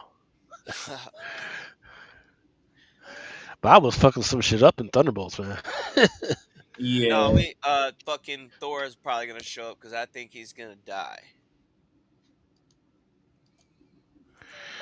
Uh, All right, here, what do we got next? We got DC's Superman Scavenger Hunt for a premiere. yeah. So apparently DC kicked off a little scavenger hunt. They had a lot of new footage also that just came out. They also announced that fucking Superman is going to be featured in Fortnite. So just thought I'd throw that in there. We can hop straight on FOC. All right.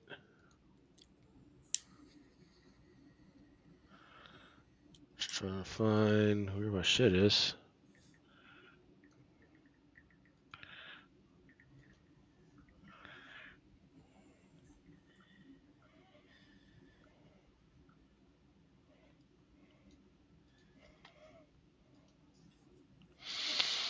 All right. Let's see, Blaze had Saint Seiya. There's a Knights of the Zodiac issue number 4 with a Leslie Ree.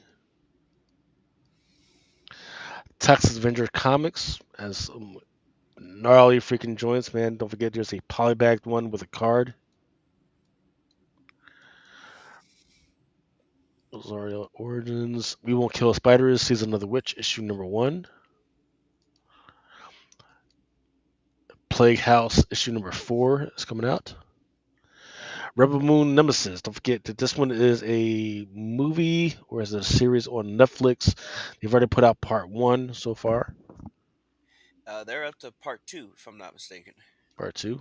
Okay. Yeah. Solomon Kane and the Serpent Ring. And then we talked about this one earlier, the Post Malone's Big Rig. Um, Once again, the hunt will be on for the 1 in 10,000. Star Wars issue number 5, Hyperspace Stories. This one was the Gotham Sirens, Terry Dotson, Nubavitch. Again, who did this one?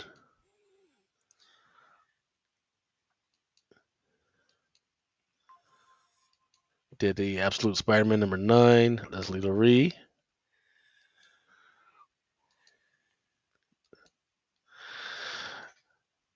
See Alan Qua for Godzilla vs. Kong.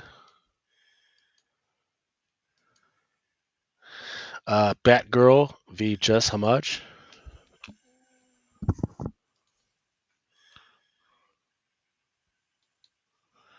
Here's your Rian Gonzalez.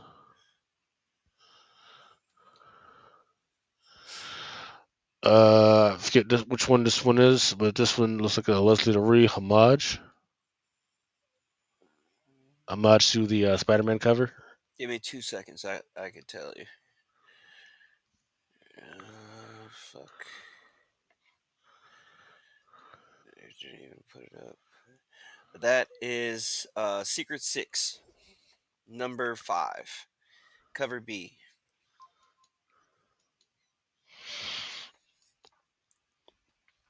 Batman 89 Echoes. I need to figure out what the heck is going on here because there's a female Joker on the cover. Logo, Mercenary.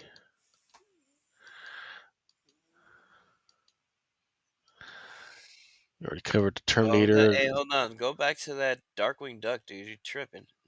Yeah, that 1 in 10. that's that's dope. It's nice. I have to pick that up too. All right. You know what number Uh, that was? no. Fuck. All right. We've literally covered this one for like the last 3 weeks, and they keep putting it back on FOC.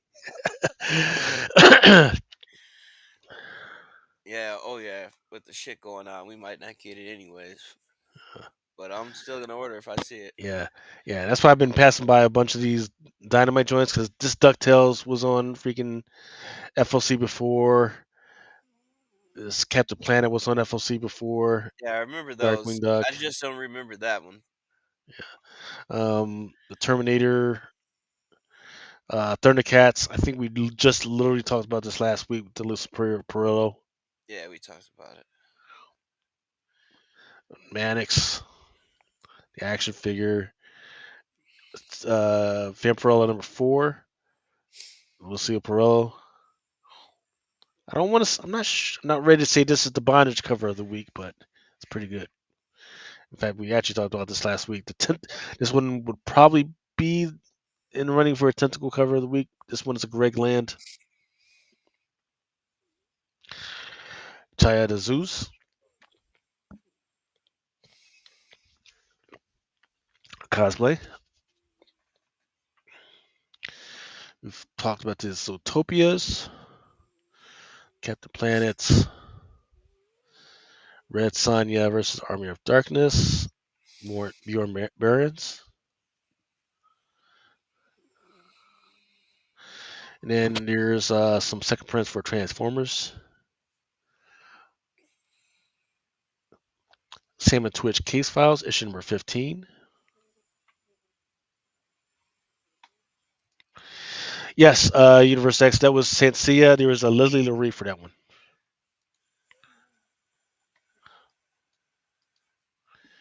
Scorch 42. I've been trying to get caught up on the Scorched and the Mutable Spawn, and it's just even the Gunslinger, That Curse of Shirley though, good stuff. This one was on FOC before with the Reading Black. New from Image, Sisterhood, a Hyde Street story. So far, the Hyde Street stuff has been pretty damn good. G.I. Joe 318. Here's your 1 in 10. Universe X says that the Scorched was first cover of the female Haunt. T. Jones is asking who was that cosplay Vampirella. She's been doing those covers for years. She's got the Market Corner. Yeah, Adam would know. He knows who her name is. So, Adam, if you're out there, if you can let us know, man. There's the Peach Momoko. One of the Peach Momokos for Post Malone's Rig. Transformers issue number 3. Daniel Warren Johnson. Panocalypse. Massive. Issue number 4. Yeah, these covers have been going up to a nice, pretty little penny as of late. Every one has done well so far, but the This one's alright. Sylvetas, yeah, the Sylvetas has been the one up there.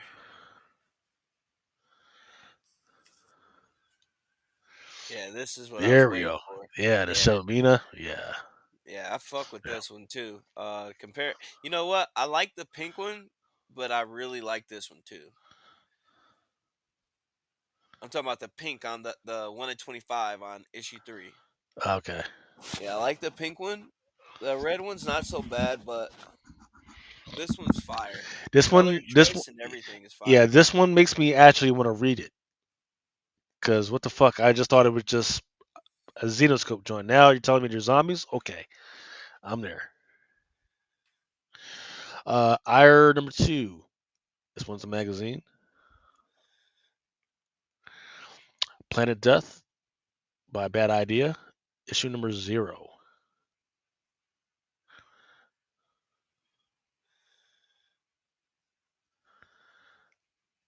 I forget. It's this looks like a Jay Lee. Pop Kill. Back to issue number 1. Looks like a I think it's Dave Johnson. yeah, maybe like a second or third print. Circuits, Seduction, and Revenge by Devil Do Studios.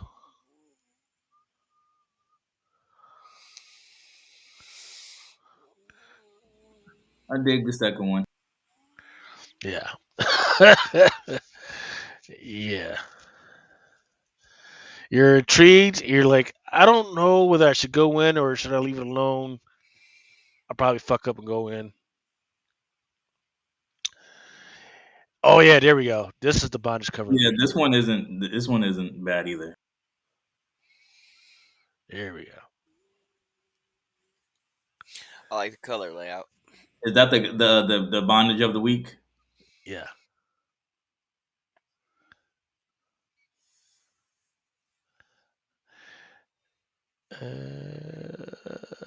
That's not. Okay, here we go. Keen Spot. Mark Spears, Monsters. Not sure what the hell is going on. It's the Golden Man variant, and first thing I thought when I saw it was fucking Superman when he was Herald of Galactus, and I was just like, what the fuck? Crossover event? Goddamn. There's a mummy. I actually like that one too. Yeah. And there's your crossover for Vampirella. Yeah. And then there's your Witch variant.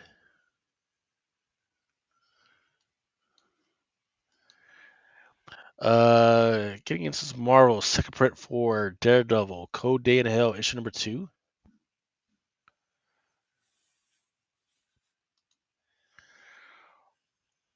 Here's your black and white variant. Miles Morales, Spider-Man. That one was issue number 35.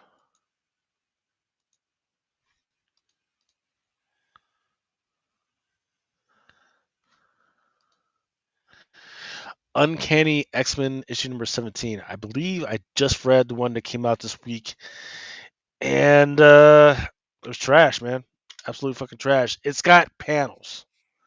It's got panels that are standalones that are like good. Like really good. But the rest of it, I don't know what the fuck they're doing anymore. But must I say that the 1 in 50 for this is mighty gorgeous, and I definitely bought one already. Hopefully I got it. Here's your retro version.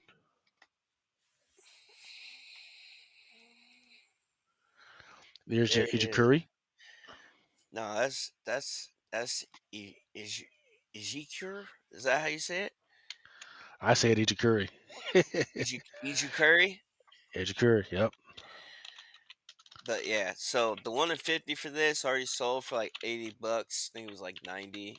And I see this book doing numbers because it's fucking fire.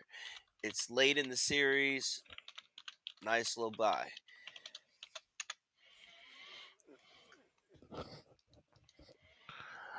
Red Hulk, issue number 6.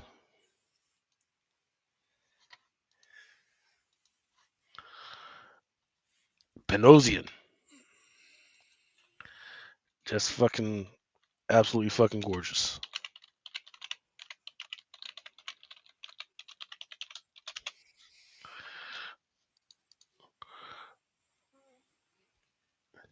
At first I thought this was a sideways joint. But you got some fucking werewolf just fucking picking up the Hulk like that? Fuck that.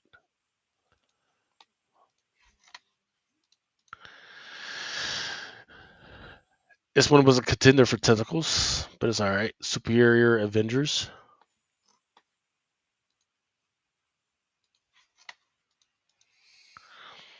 Hobgoblin Strikes. I believe this one was a second print.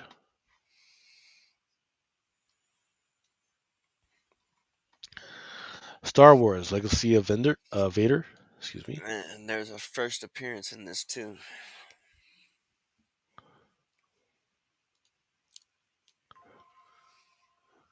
Let's see.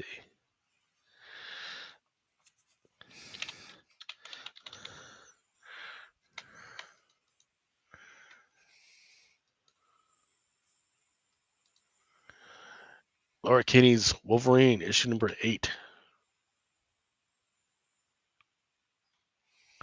And this one is the 1 in 25. And that Vader was the first appearance of Grande, a Jedi who survived Order 66. Nice. This one is the Nugasan variant. Wolverine and Kitty Pryde. I'm not sure who the hell Domina is. Imperial, issue number 2, Scotty Young.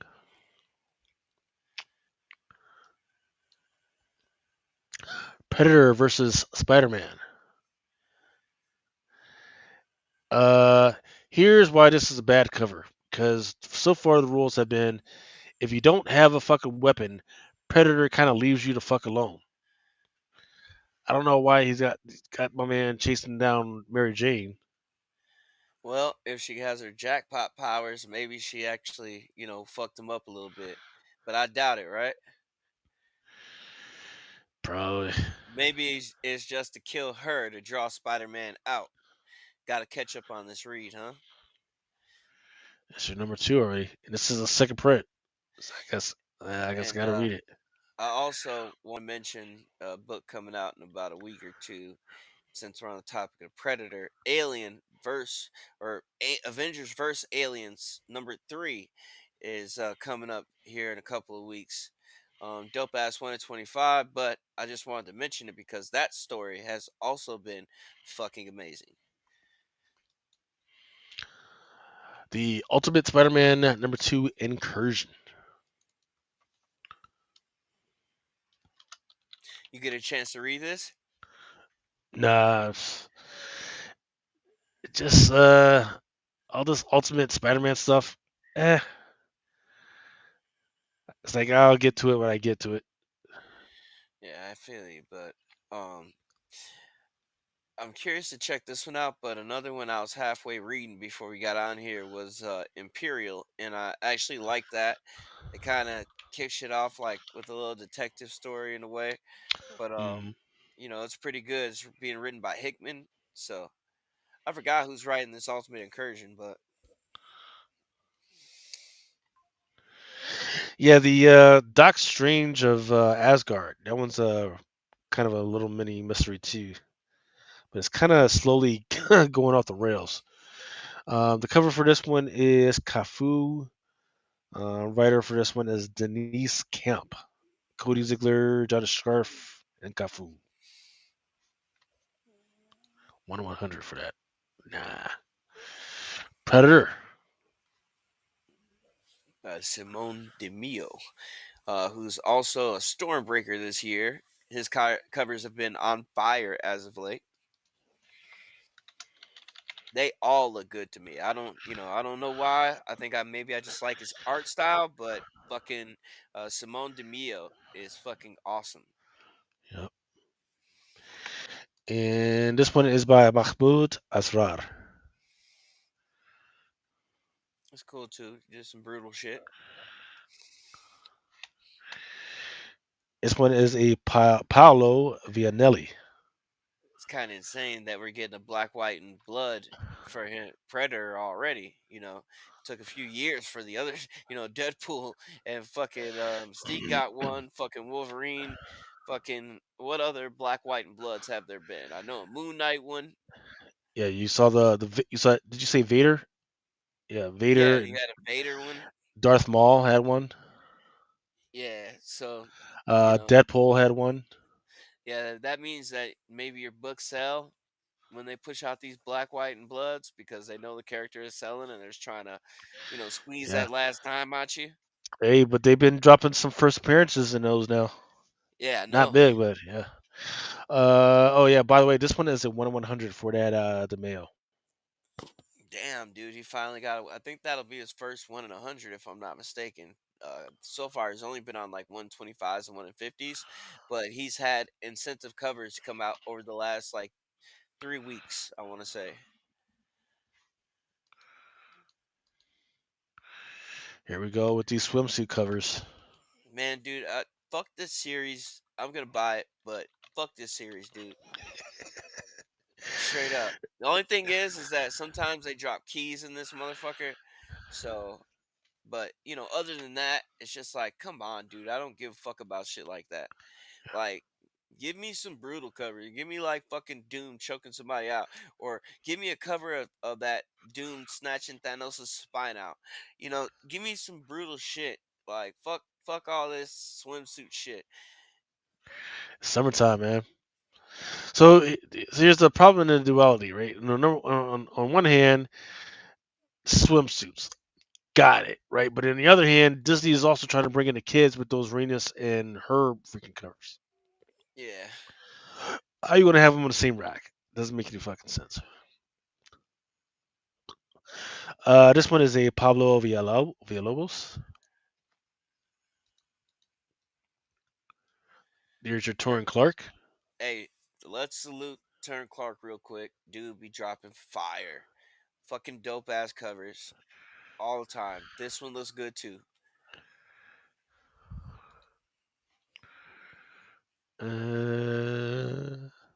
Oh, we just already showed us this one. 1/100. Terry Dotson.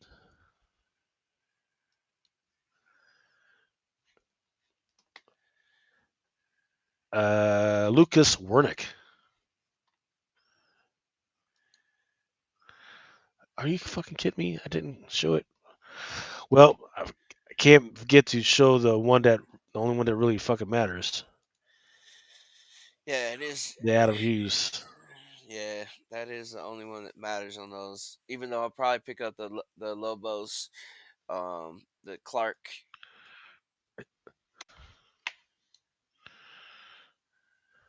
There we go. Just got some questions, man. I don't know if you guys, gents, have ever freaking toasted marshmallows, but when have you held a marshmallow like that, man? Like like you're getting ready to eat a marshmallow, but instead of like like you hold it out like that, right? And then you kind of bring it to your mouth, but no, she's kind of holding it like a fucking dollar bill, like she's getting ready to snort some dust, right? Like she's trying to smell the shit instead of fucking eating. So I don't know what the heck is going on with there. And and the marshmallows are so fucking small. I don't know what the fuck's going on. I think this is a coke party, man. uh, it might be. I mean, with Captain Marvel on with Black Panther on Captain Marvel's shoulders like that, you know, it might be that type of night. That's wild. First of all, as a man, I don't really like to be on people's shoulders and have my nuts on the back of their head. That's just me personally, but maybe, nobody else has a problem with that. Hey, if you work out so that your body is that damn perfect, my nut's gonna be on somebody's fucking head. You know.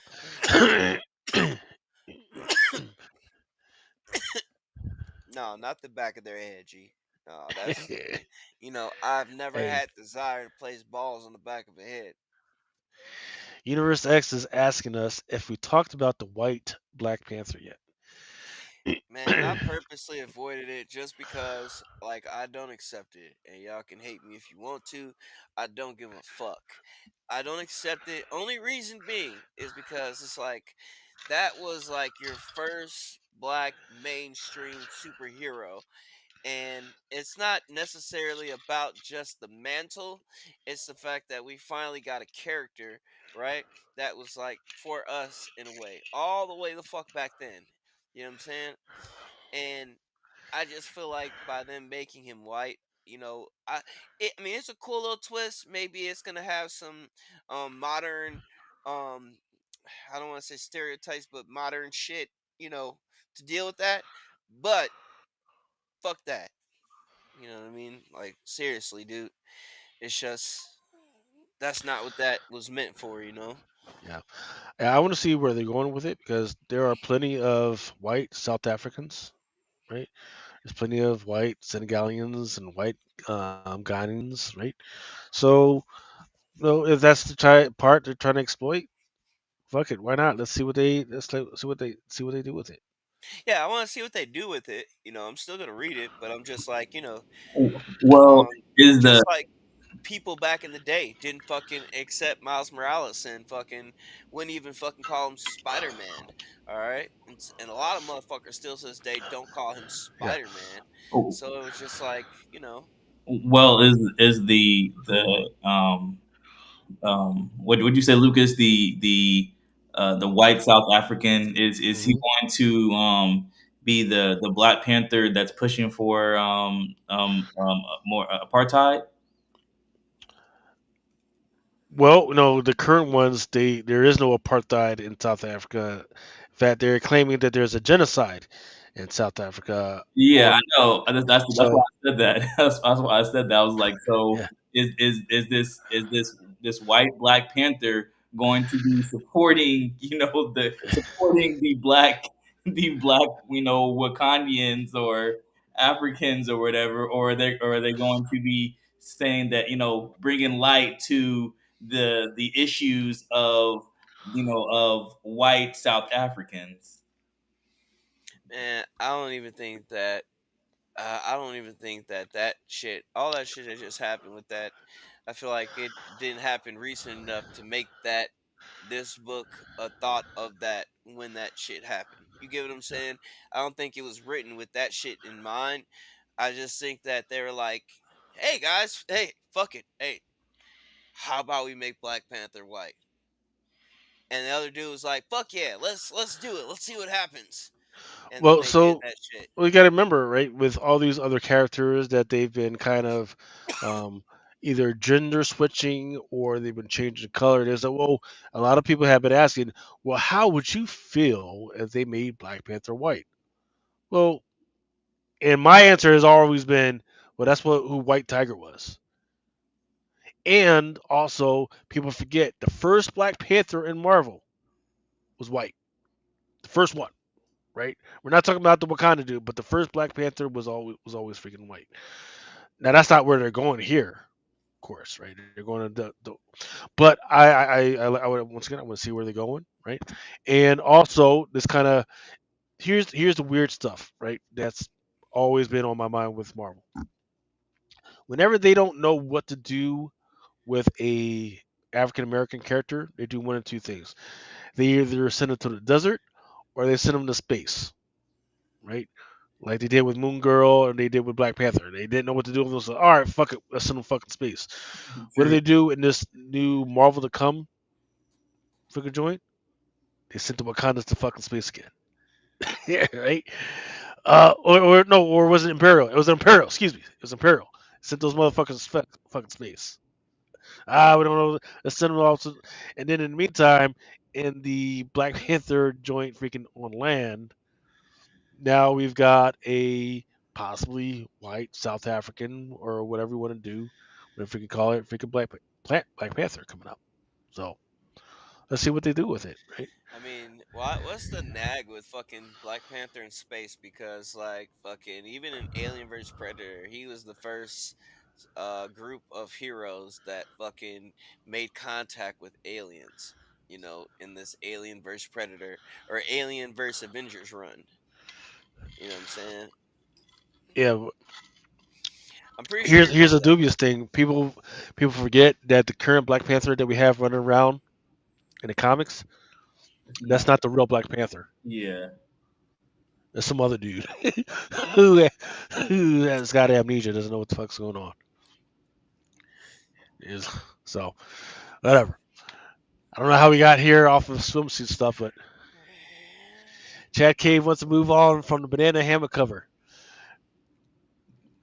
I literally don't see any. All I see is freaking swimsuits and bikinis and shit. So I feel like when another thing on this swimsuit topic that Marvel should, I feel like they should lean in a little bit more into like having like some real covers that are more in the light of selling on the characters' bodies. I mean, because if they can take the time to sell on you know people's life decisions like pride and stuff like that, then why can't they sell on, hey, this I'm this cover is for showing off in, uh, Thor or Thor's body or She Hulk's body, Yeah. and some sort of uh, I guess physically attractive way. So Well, I think it was maybe just a year ago when they actually did a Adam Hughes She-Hulk cover where it was just her in a bikini and it's floating in a pool. Good cover. I sold a lot of them, motherfuckers. yeah, I think I mean I don't know if I got that or not actually. Yeah. Wolverine Revenge. It's Death Infinity Pulse issue number 1.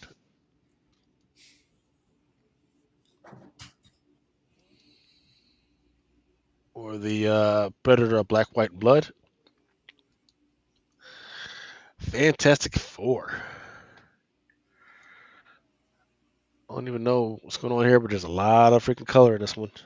It's Alex Ross. I think it's homage to that Fantastic Four 49. I think it's 49. It's the sensational She-Hulk. That's what you're No, talking about. no. I'm talking about. I'm sorry. I was responding back to Lucas about that Adam Hughes swimming pool one. Oh, Yeah, yeah. I'm not sure I got that cover. I might need to actually go ahead and I'm talking cop. about the Adam Hughes foil. Yeah, I don't think. Yeah, I don't think I caught one of those. Yeah. They should see. They should lean more into this. I feel like if the issue is if they're trying to sell comics, then sell comics. I mean, there's certain characters that we don't give a f about. The actual character. I mean, the least you can do is sell the cover. Right. Well, sort by title. Here This we is go. at 1 in 25, right? Again, fucking PRH doesn't want to work correctly right now. No, But it's that something. that's definitely the 1 in 25.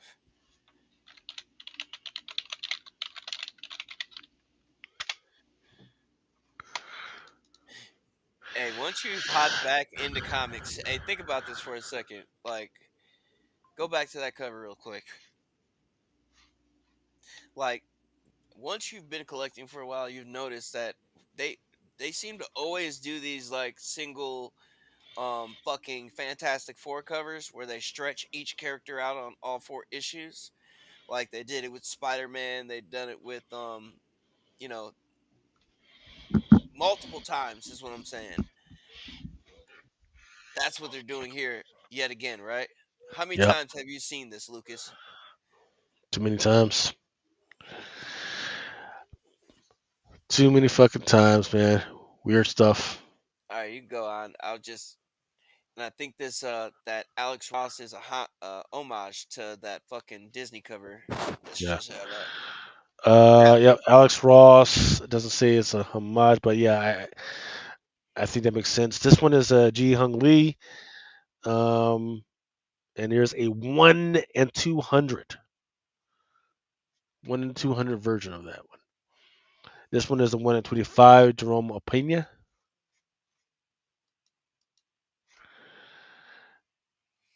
Yeah, this is a Pastravacchio.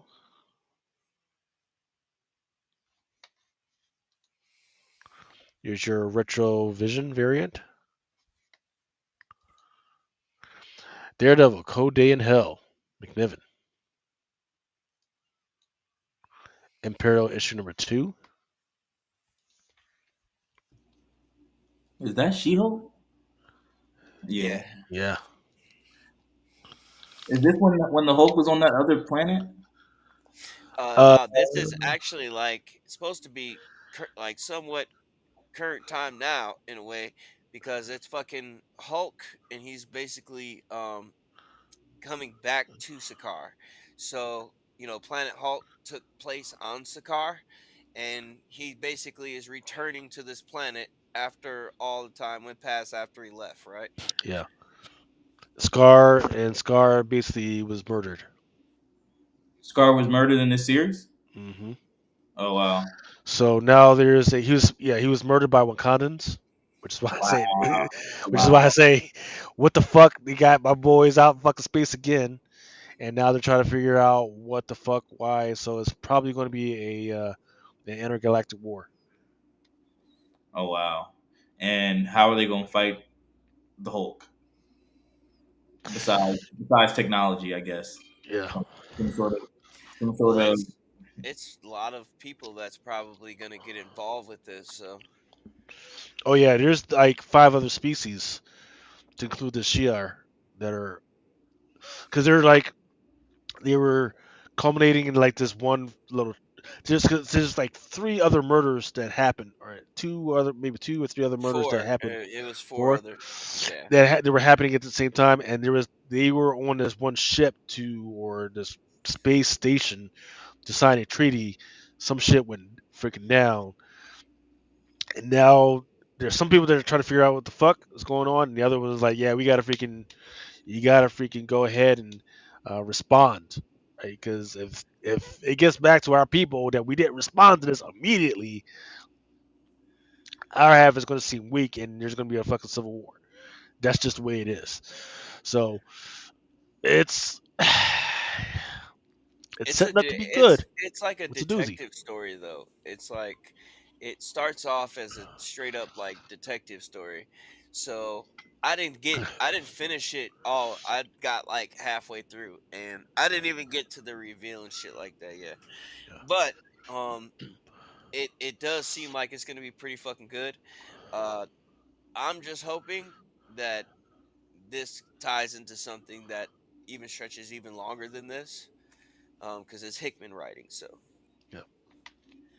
it's always that world Yeah. building shit.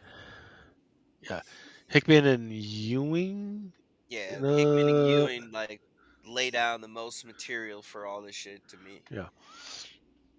Because there's another series that's out there that people forget, and there's a bunch of first appearances.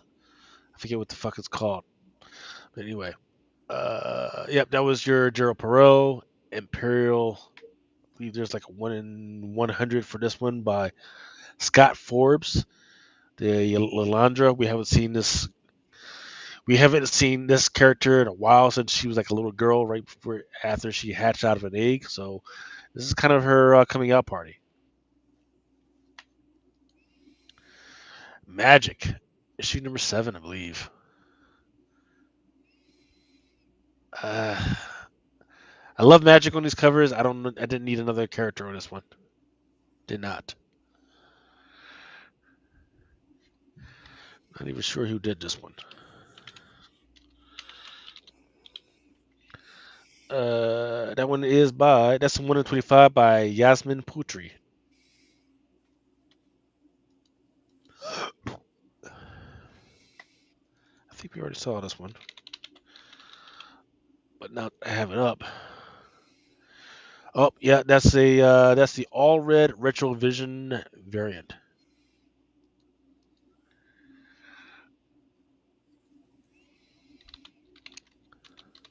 Looks like if we can copy this again. Moving on, Ultimate Spider-Man Incursion. Yep, there's the other Uncanny X-Men. Great freaking cover.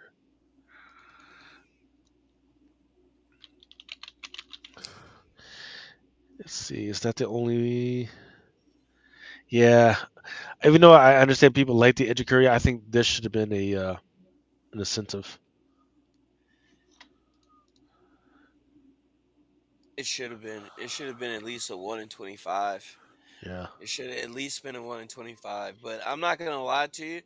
Um, this will still be the cover to get, but that 1 in 50 by Zcure is fucking beautiful, amazing 1 in 50, and they're already selling for $80 to $100 already. really. Well, I mean, Already, let's see. So I'm thinking because the cost on that one, because it's a 4.99 book, 4.99 book, so 250 is your. per is your cost. 250 times 50. That's about what 75, right around 75. So No, it's yeah, it's gonna creep up. It's gonna be about 120 the week of. By the week of, I'm expecting it to be 120. yeah. I mean, we didn't. I mean, I didn't get the photo till late. Like you saw me when I posted it, probably like till like Wednesday or Thursday. So it came in late.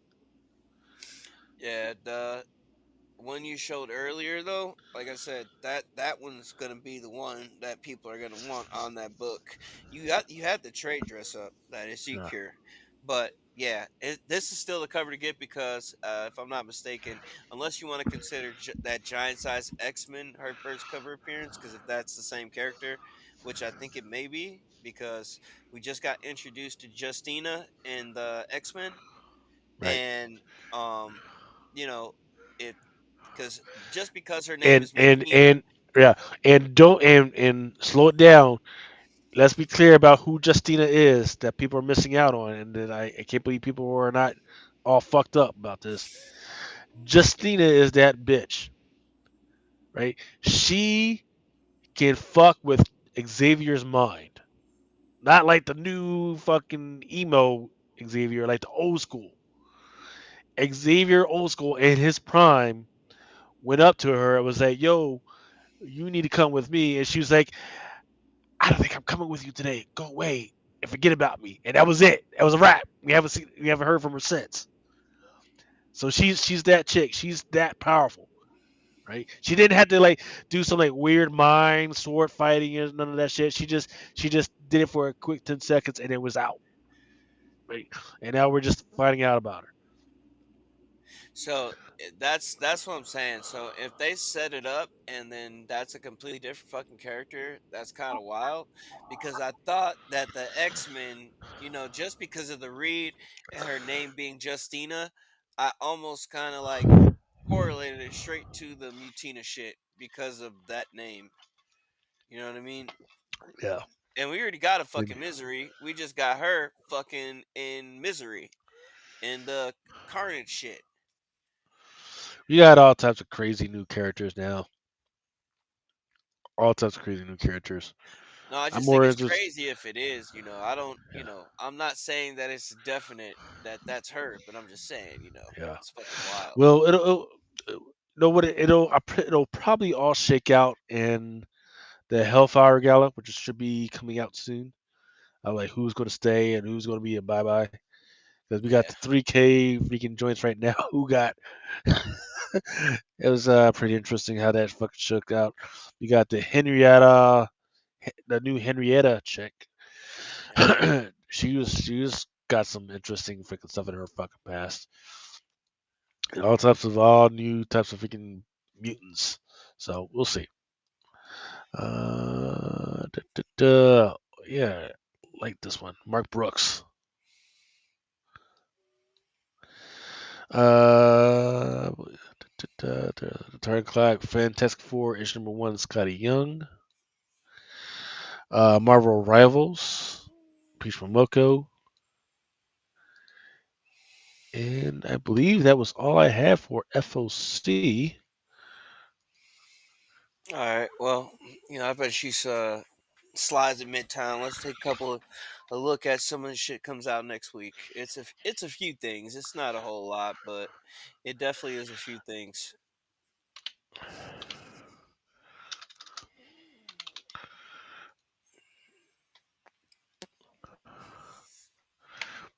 Boom, boom, boom, boom, boom.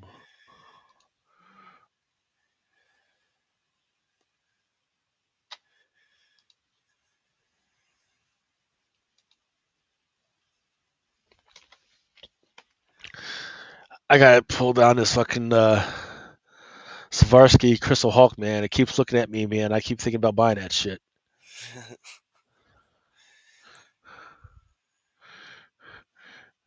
This shit, man. It's Fuck fucking that shit, gorgeous. dude. Um, It's only $850, man. Only $850. Mm-hmm. It's crystals. It's not diamond. It's crystal. But there is a diamond joint. It goes for like 200,000. If my wife asks me again what I want for Father's Day, I'm gonna ask her for that shit. See what she say. She says you. She says that you're gonna get the same thing that you get every single year.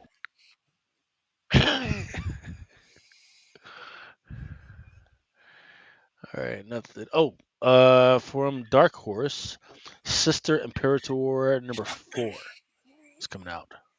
Yeah, that was a must cop. Some They good also stories so have far. Umbrella Academy #1 coming out this week. Yeah, get to that. Bad Batch, Ghost Agents #4, Ventress Unveiled. Um, yeah, like you said, Sparrow Academy is what it's called. Well, that's what's on the cover. Umbrella Academy Plan B. Yeah. Y'all seen that Candy Shrimp. trailer for the new Game of Thrones game? I saw a very quick clip where Jon Snow is going to become one of the White Walkers. Yeah. So the thing is, the game is going to allow you to play through the story, but have like multiple different endings, and you can play as any of like the different factions. Like you can play the Daenerys's faction. You can play as the White Snow, whatever the Ice King, whatever his name was. You can play as the Queen, the Queen or whatever faction. Like you can play as any other factions, and you can have multiple different. You can change the way from a TV show. Ah, okay. Now, let me ask you a question. Like, I haven't gotten into the whole Game of Thrones shit, but you know, is it anywhere like Lord of the Rings? Because like, I fuck with Lord of the Rings hard. I like the Rings of Power show and the fucking game Middle Earth, Shadow of Mordor, or some shit like that. But No elves, no trolls, but there are dragons and zombies. That's all you get. all right, But I think that the dragons and zombies in it were pretty decent. At least as far as I mean the dragons, like the little ice zombies things was, I thought it was dope because of the way that the Ice King can kind of make anybody into one Yeah, it's or anything. for Game of Thrones. Time over distance is very important, whereas in Lord of the Rings, magic over distance is important. Yeah, yeah, Right. So that's that's the big two. If you love shit like fucking chess, Game of Thrones is your shit. If you can get past the fucking incest and all that crazy other shit. yeah. Yeah. Um, yeah. so like the best, I think was it the Clerks like or their depiction of Game of Thrones, or was it or was it a Seth Rogen movie or something where there was like let me explain Game of Thrones. And he was like movie one, like walking, movie two, like walking, movie three, it was like somebody like falls off the cliff or whatever.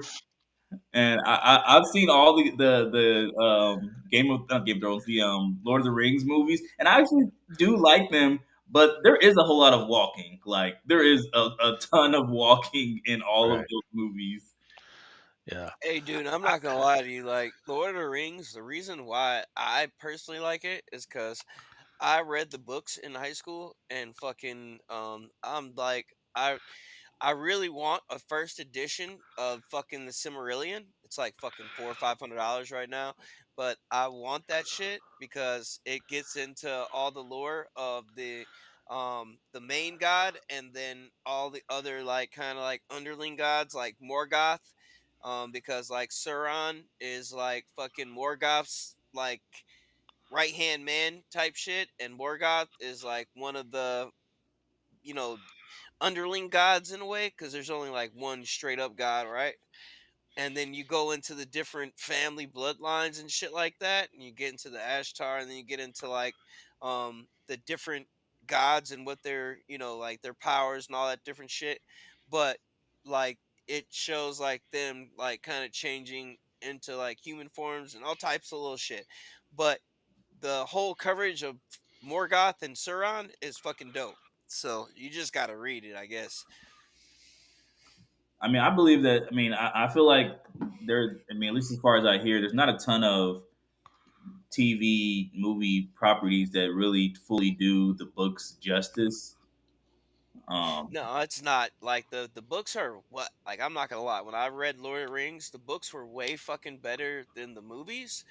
But like some of the shit they never like adapted. So like the show Rings of Power is a little bit more adaptation of it, but then the Silmarillion has like a whole vast like kind of lore of Morgoth and Sauron, and they go into all the different species and shit. So that, it's pretty dope, bro. is the Rings of Power, is that on Amazon? Yeah, that's on Amazon. Fucking both seasons were pretty good, but I really enjoyed the second season because um like the first season was like the build up to the reveal of Sauron, right? And then in the second season, it's like a Sauron party basically. And it shows him basically convincing fuck, what's his name? Calibrimbar to fucking forge the rings. So yeah, but it's good as fuck. Like if you like fantasy type shit, like number one, like the original Lord of the Rings stories, like the first three movies based on, though that those books were good as fuck. But then the Silmarillion is like a even better book where they get deeper into it, which is also dope. What I used to be really big on when I was younger was Merlin, like just lore and books and stuff that what they had were about Merlin. There was this book series called the well, actually I'm not sure it was called the Lost Years of Merlin. I think that was the first book, but it was like 6 or 7 books long, and it was supposed to be kind of like this story that was about Merlin's, like, from basically from his birth all the way up to before when he became. I knew they were going to do a second print with Shadow. I knew they were going to do that. Um, Lucas, when does that come out? this week. That comes out this week. So, uh, yep, that's Wednesday. All right. Okay, so let's do this real quick. Umbrella Academy Plan B number one. This one is a David Aja. Very good. Then there's also for the Plan B. There's a Tula Lote. Don't know why you got a little Asian girl in a cage, but all right. Then there's going to be an Absolute Batman number nine. I've already read this one. Really good stuff. Highly freaking recommended you guys pick this one up. Don't speculate, but if you like to read, definitely pick this one up. Then there's this one. It was a Gerard Safino. Yeah, that motherfucker is dope.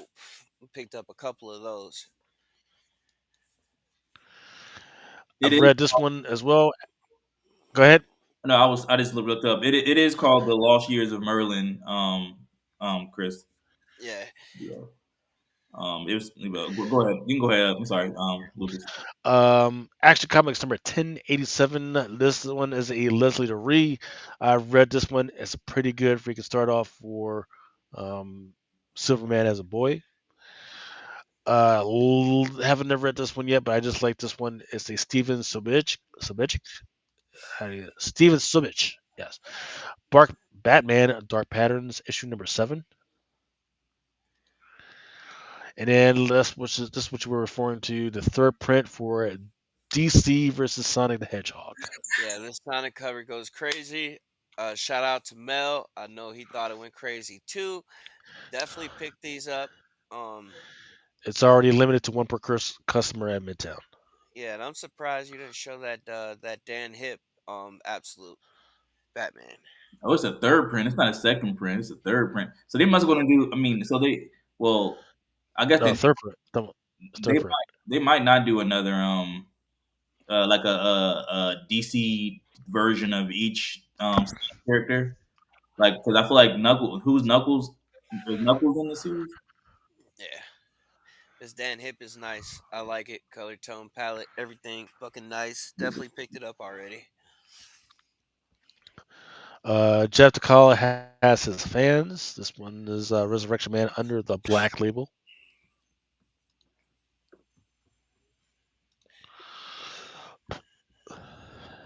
We got that David Parator on fucking DC vs Vampires as well.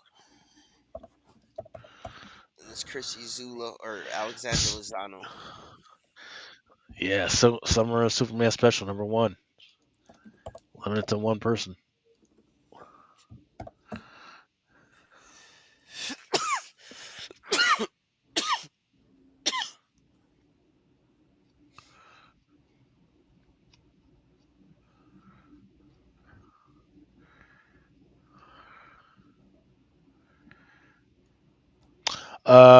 Yep, there's an art germ for it as well, for Supergirl, and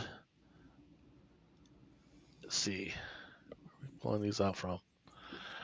Yep, there's the art germ for Supergirl issue #2. And what is so the story is basically giving a background on this new Supergirl. This new Supergirl comes from, it's like County. It's like the little city that came from Krypton that Brainiac shrunk down.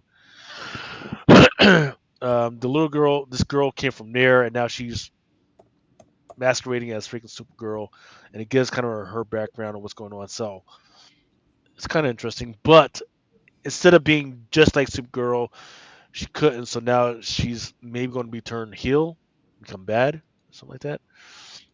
Um, this one is a really good freaking Supergirl cover. This one is by Hamari. Really good freaking manga, anime freaking reference. Yeah, I like that one. Honestly, as far as art germ stuff, I feel like I just see the same person every time I look at. Saturated. He's saturated. Too saturated. He's too out there. He needs to go away for a little while. Yeah, I think And this one is just how we. it's his character's head shape or something. Like, it's something to do with their head shape. Every time I see them or their eyes, I feel like I see the same character. Like, he just takes the head shape and throws different hair on the people or something like that. Like, I don't know. I don't know what it is. Yeah. Well, your AI computer can only generate art so much, man. Oh, he's an AI artist. Nah. Oh, Well, no. So he is an artist, but sometimes when he needs to fill in, he's definitely using these programs, and you can definitely tell the influence of the computer on his freaking art. But he's a great artist. Well, Trust me. he Don't just get it twisted. draws on a computer, and I think that's a lot of times why shit comes across the same because he draws on computers basically. Yeah. And you didn't show the fucking Mirko and Dolfo on that Supergirl too, dude. That's another one that's dope. You said a merchant on a Supergirl. Yeah, the one in 50. Oh yeah, no, it's coming up. I'm just trying to get these chance to freaking load up without Yeah, that for motherfucker is nice, and the Talaski, that shit's hard yeah. too. Woo. Yeah, that's a must have for me. Yeah, that motherfucker's fire. There's a Superman that I just talked about last week that reminds me of the same thing. It's that what's the Norman Rockwell, right? That quality. He's got the freaking talent. He needed to come in a little bit harder on this one, but definitely freaking really good on this one. Yes, there. Yep, there you go. There's your America and Delpho. I like this cover for some reason. I don't know what the fuck it is about it. I just like it. Yeah, it's definitely got the once again this manga anime freaking type influence. The only thing is that the lines maybe on the cover it's going to look better, but the lines are just not clean. Like they needed to clean the lines up. Right? You can see this I is think art. when you get it in You can see hand, somebody do this shit. yeah, I think when you get it in hand, it's gonna look good. I think so.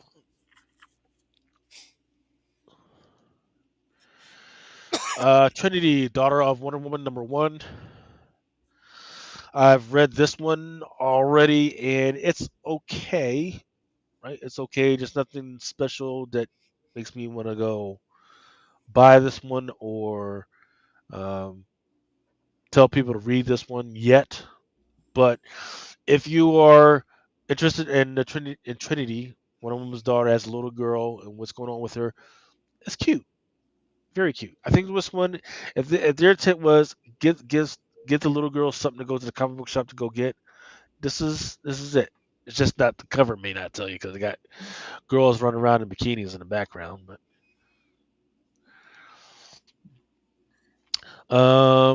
then there's your David Mora, I like this one. Yeah, I it's feel like pretty this one cute. and has a cartoon vibe to it.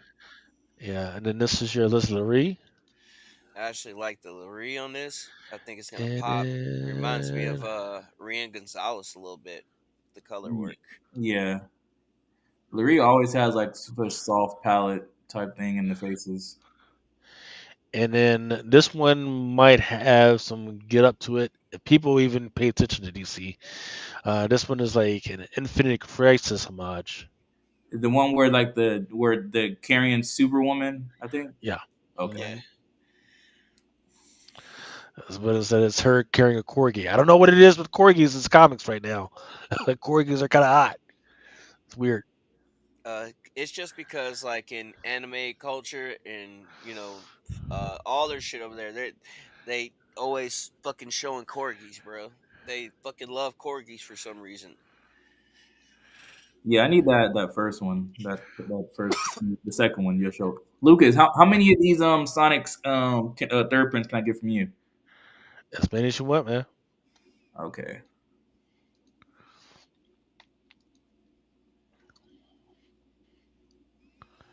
Yep, more corgis. And then we're on to the trade paperbacks.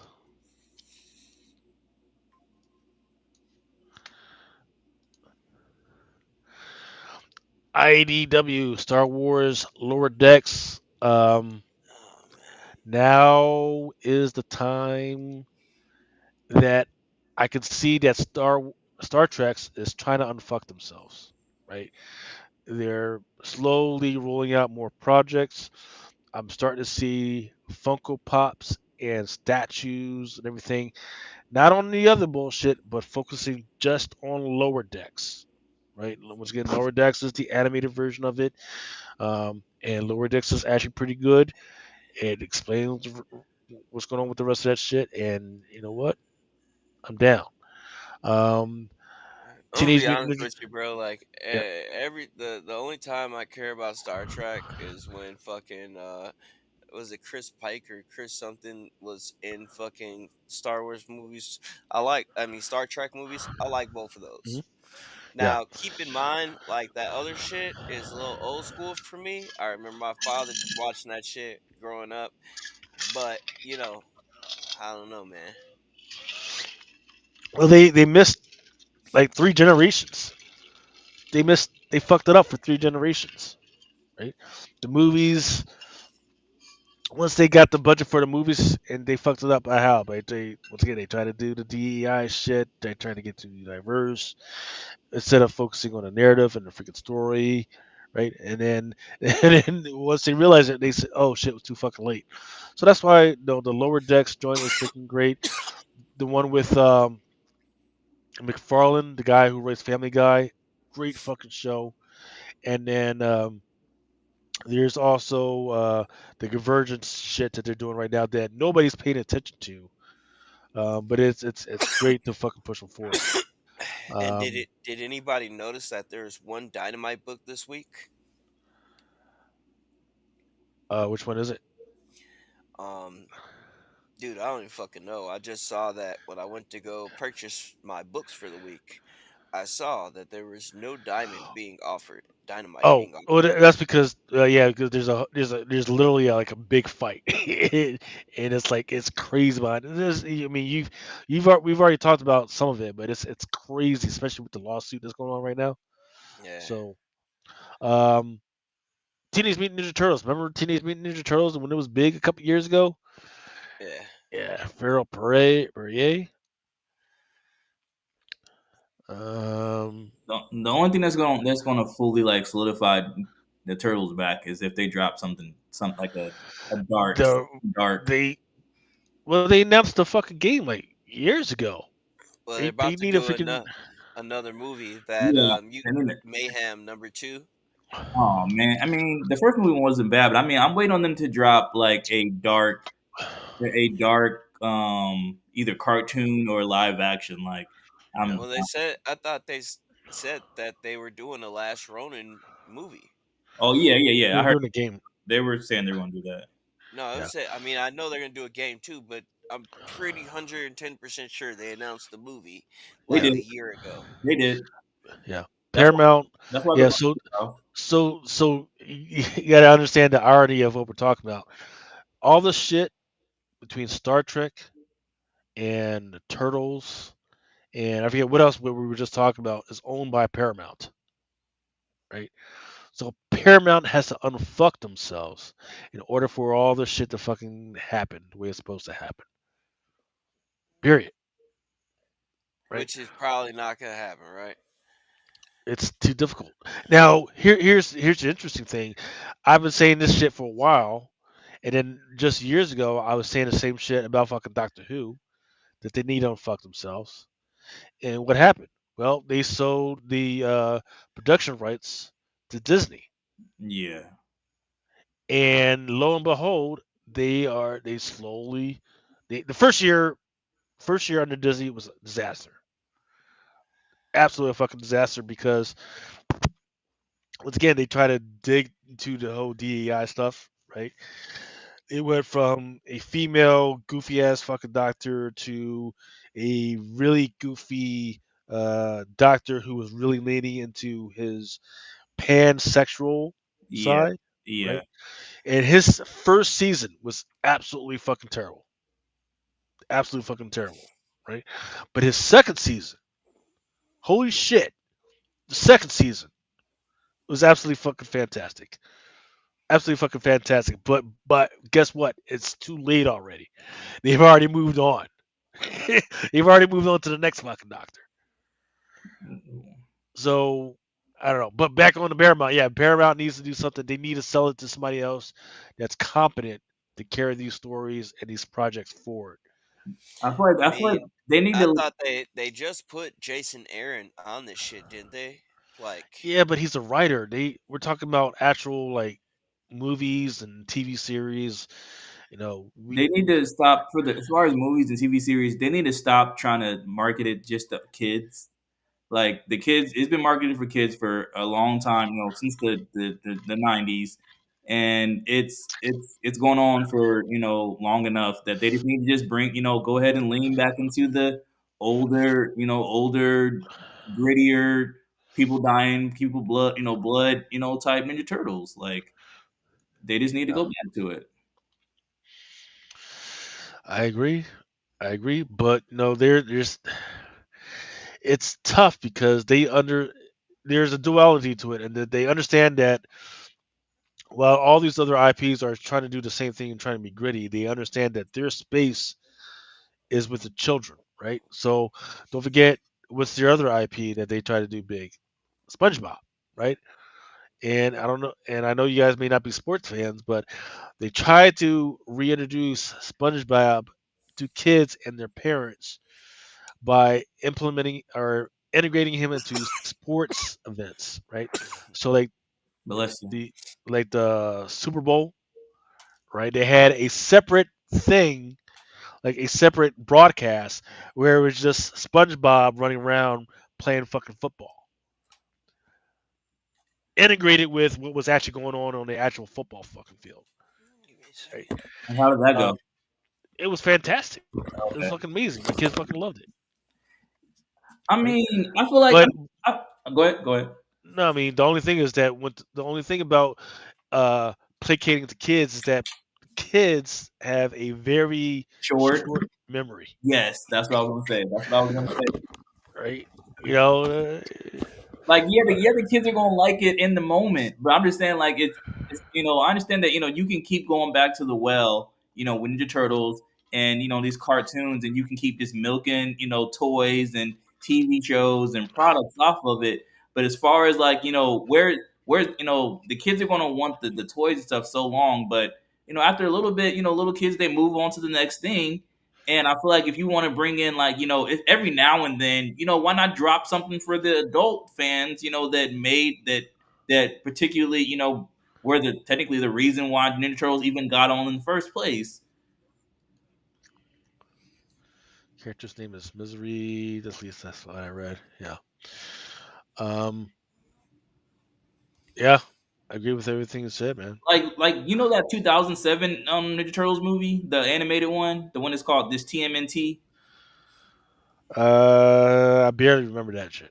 Well, the 2007 animated Ninja Turtles movie, it was probably the best one they've done so far because it wasn't like gritty as to the point where people were where there was blood, people were dying, something like that. But it definitely wasn't like like mutant mayhem where they're just goofing around and eating pieces. Like I feel like they need to lean more into the actual like ninja part again and less into the we're just cool teenage turtles just chilling, and we just happen to also fight some people every now and then with a slice of pizza in our hand.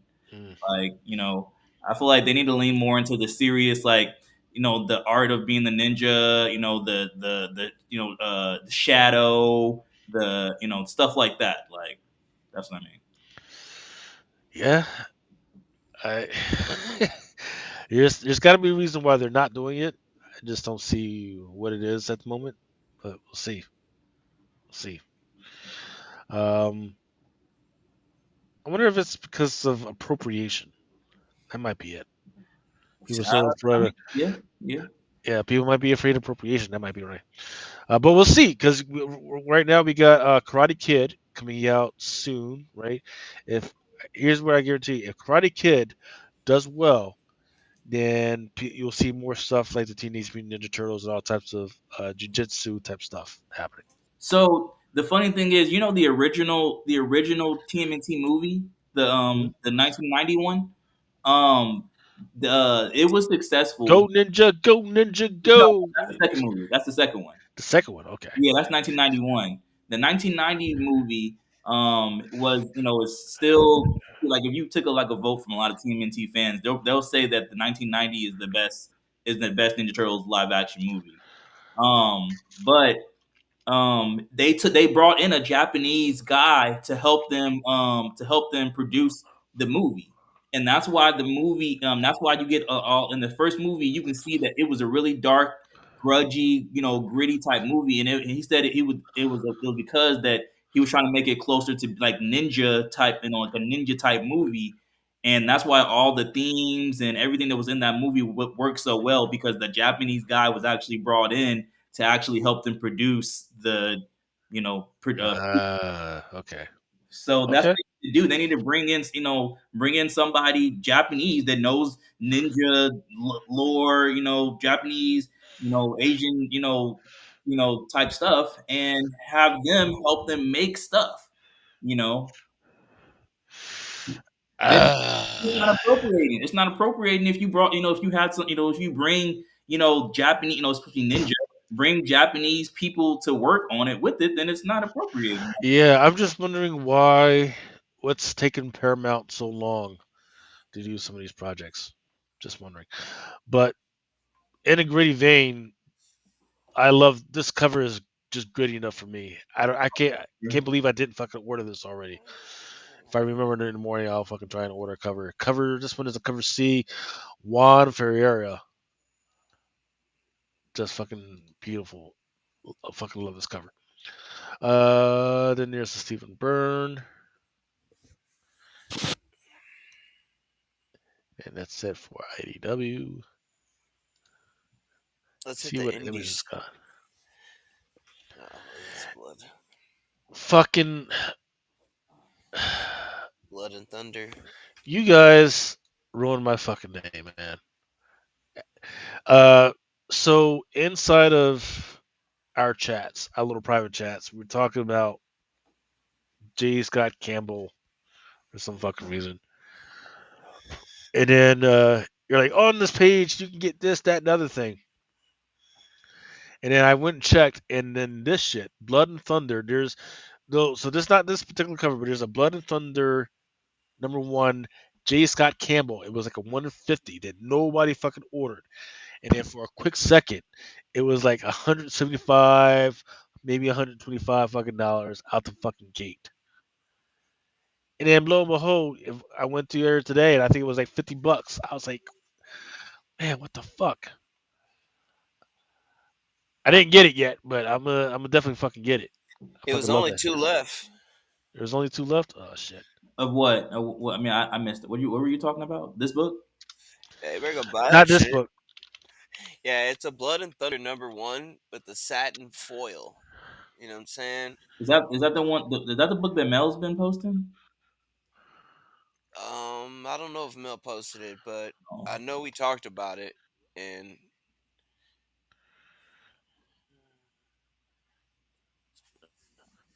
Let's see. Here we go. This shit. Oh, not the regular one, is but that the just my Campbell? satin foil one.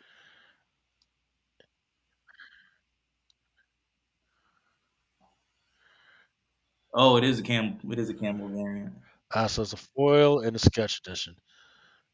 See, it's $45. I don't know. I mean, Only 3 I left. can't get down with the Campbell hype. Like he's another person where I feel like you seen a few, you seen all of them. I'm not gonna lie. It's just certain ones about Campbell. I think it's like his women mostly. Like the way he draws the women is a lot of people like that style. That's why he just guy has a general, a strong fucking fan base, dude. 'Cause they always hype his shit up. And I mean, the guy is selling fucking open order covers for $35 fucking dollars, dude. Like, what the fuck? You gotta have some type of fucking fan base or following for people to fucking actually purchase that type of shit. Like, No, you so telling me I can easily go to eBay and pay fucking $15, $10 to get this book, and that same fucking book from your website's $35 fucking dollars? no, so I'm not saying that the covers look bad. I just don't feel like I mean that like the high price marks on a lot of the books. Someone's kind of like they if you buy one of them, you're just buying him draw another character that their bodies almost all look the same for the most part. Yeah. No, I definitely feel what you're saying, dude. A lot of these artists now, since you've been watching it for a couple of years now, right? When you see your work now, you feel like you've seen it all, and it's just that bland, regular shit. It really, honestly, I guess, to me, it doesn't match either, because I'm not paying $35 fucking dollars for a regular open order cover just because I order it through your site. No You're offense, you right. know. Yeah. Uh, there is Falling in Love on the Path to Hell, #8. That is a homage to the art. I think it's called The Blanket with the two lovers. Or maybe it's called The Two Lovers. Geiger #15 is coming out. Love the Golden Rage Mother Knows Best with the Raging Granny.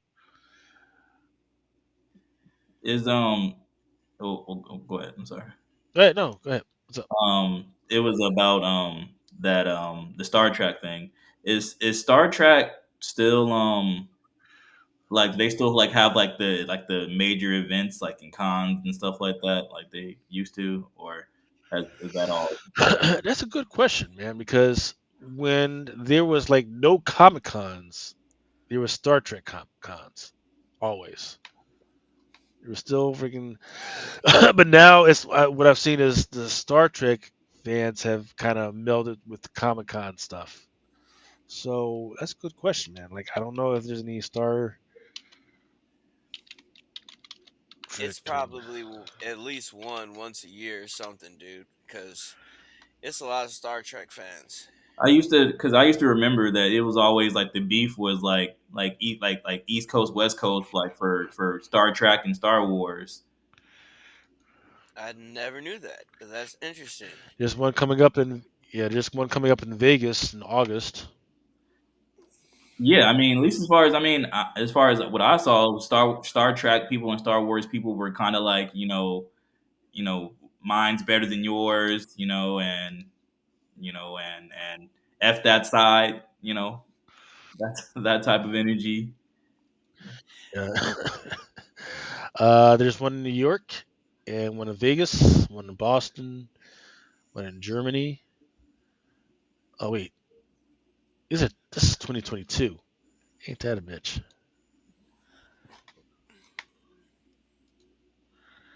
What do they call? So I don't see.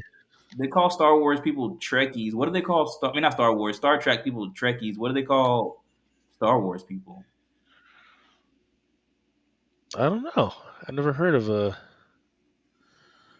Star Wars people being called anything. So Xena Warrior. yeah,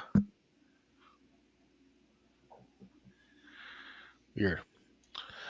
All right, moving on. Invincible Universe Battle Beast, second print.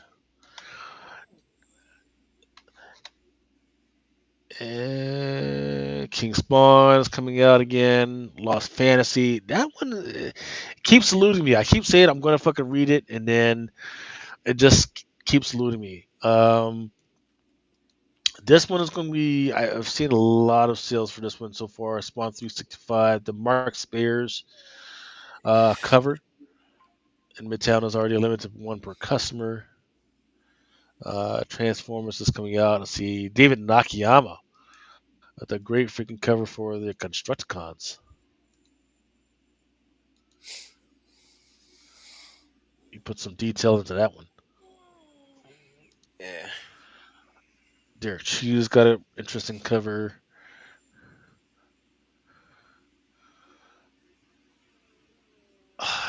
That's haunting. World Tree is coming out as well, and I've read it. I just don't remember what the fuck I read. That's bad. Must not have been that good. Let's look at these indies. Well, we gotta still gotta do Marvel. So hold on. Second print, Pepe Larraz for Spider-Man. Avengers Academy Assemble. Have you guys heard whether there's going to be any first appearances in this one or not? I mean, no, dude. I think all those people were introduced by now. I think if anything, maybe the girl in the middle, but I think she was also introduced. She might not have been so far, but it was supposed to be.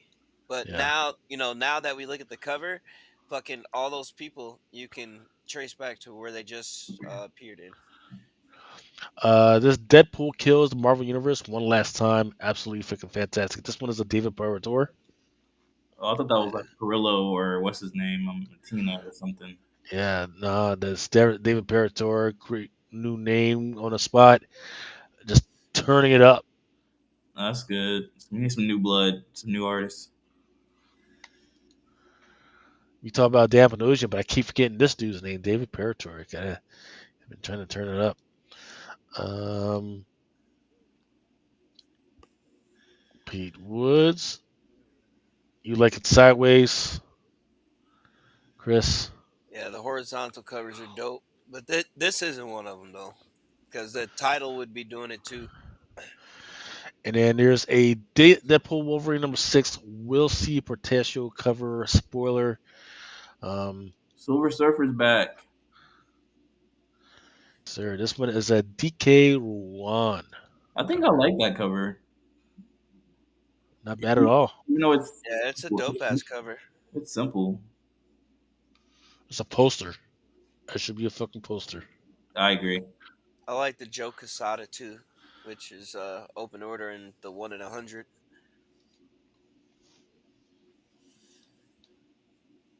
That motherfucker is dope. I feel like Looks covers like him as the with Galactus in them, like it's just his head. I feel like those are kind of starting to get just. overplayed. Even though I feel like that's the gist of Galactus is pretty much you have to show just his head because that's where he's talking to people. You know, Yeah. they're up in front of his face, but I just feel like every time I see Galactus on a cover, it's just his head. There's some nice ass Galactus covers out here, bro. Where you can see his whole body and shit.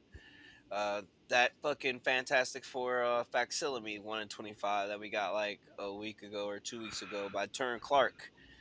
He had like a damn near whole body shot in that. Pretty dope though. Lucas, pull up that what's her name? Emma Frost. I mean, the white whatever her name is.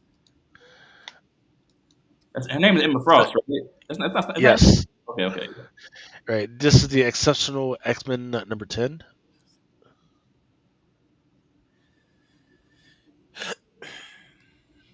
Is that the new outfit from Marvel Rivals, or is that I'm not sure. No, no, Matteo Loli. is that her always been her outfit right there? I feel like it looks different. no. I think he just drew it different this time. The design of her is different, but the Marvel Rivals has a lot of shit going on, Oh, and then it's mirrored off the Hellfire Gala. She has one skin mirrored off the Hellfire Gala. So Yeah. Uh, There's a giant size Amazing Spider-Man number 1, Lee Bermejo. and there's a first appearance in this giant size Spider-Man too. I Really? think his name is like Rapid. I bet Spidey knows. I was surprised to see fucking the Ivan Talavera sold out the way it did. Is this is Ivan? Yeah, Ivan Talavera. I thought this was like on FOC like a while ago. I feel like I No, we talked It about it a was. while ago. okay Yeah. Yeah, it's coming out now. Coming out this Wednesday. okay. But after that, dude, that fucking Godzilla and fucking Spider Man is dope too. And the fucking Lobos Magic.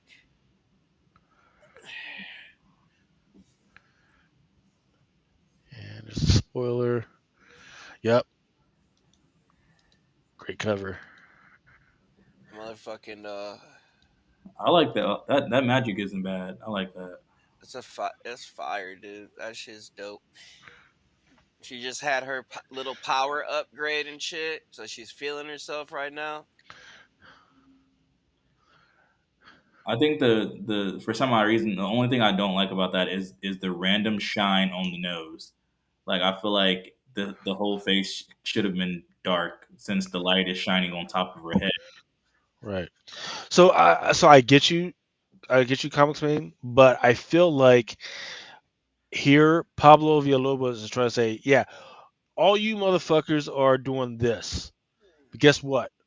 Not only do I draw good, not only do I color good, but I'm capturing lighting. Right. This it's not something that's easy to freaking capture. And in the bounce of light off her lows is it's lighting and shading and something that's not easy to freaking portray. And he's like, "Yeah, motherfuckers, recognize I'm No, better than all you motherfuckers. I Better." still want to get this. I still we get Yeah, this. I just feel like the first thing that It- I really look at besides her eyes in this photo is then her nose right after yeah. that. Look at her chest. Look at her chest area. There's even shading from her hair on her tits. That's how crazy this dude decided to go. There is shine and gloss on her leather costume. This Yeah, dude, that motherfucker. shit and her fucking horns. That shit looks wicked, bro. It's glossy and shit. Got that fucking Matrix feel to it almost. But she's fine as shit and fucking it's dope as fuck, bro. It is. I need 4 of these. Yeah, she looks like one of those 40-year-old California moms that used to be hot back in high school and in college. And just decided to put it on, just make everybody remind her, everybody, If she that she still still had got that. Yeah, she still got that shit. And is looking at you just so you go like, okay. because you know she's gonna call the cops on your ass. Anyway, um, here's the Betsy Cola. Oh, sold out right now in Midtown. One of those old ex girls going wild chicks. This one is sold out in Midtown for some reason. The Anon Rematurin. Probably because they probably didn't buy enough. Marvel Rivals Ignite #1. There's a Yuji Kaku. There's a Peach Momoko. Stephen Kai got any action. Um, I'm in favor of this one, the Nogi-san cover. Yeah. See that Ricky Yagawa. And then there was a Toki Toro.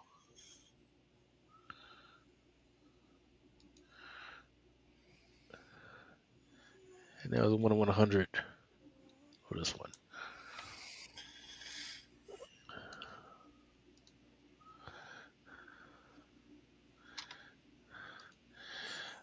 Looks like there's a Marvel United Pride variant. It's okay. New Avengers #1, Steven Segovia. Yeah, because that used to be called. Wait, is this the one that used to be the New Thunderbolts, or is the New Thunderbolts?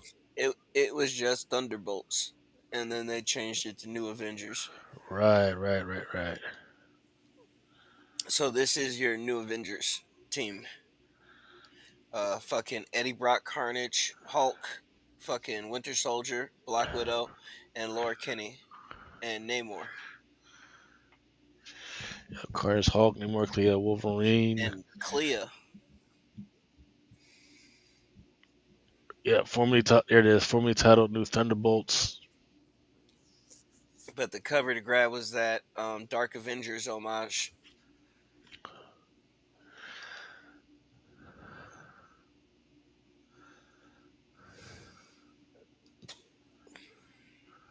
Like all the other ones look good too. It's just too many of them. It's like what the fuck. This is like 2, 4, 6, 8, 10, 12. 12 There fucking we go. covers for this book. Yeah, the we'll see Portasio spoiler homage. That's what it's called. Yeah. It's still the fucking Dark Avengers homage and New Avengers in a way, but more or less Dark Avengers, straight up Dark Avengers to me.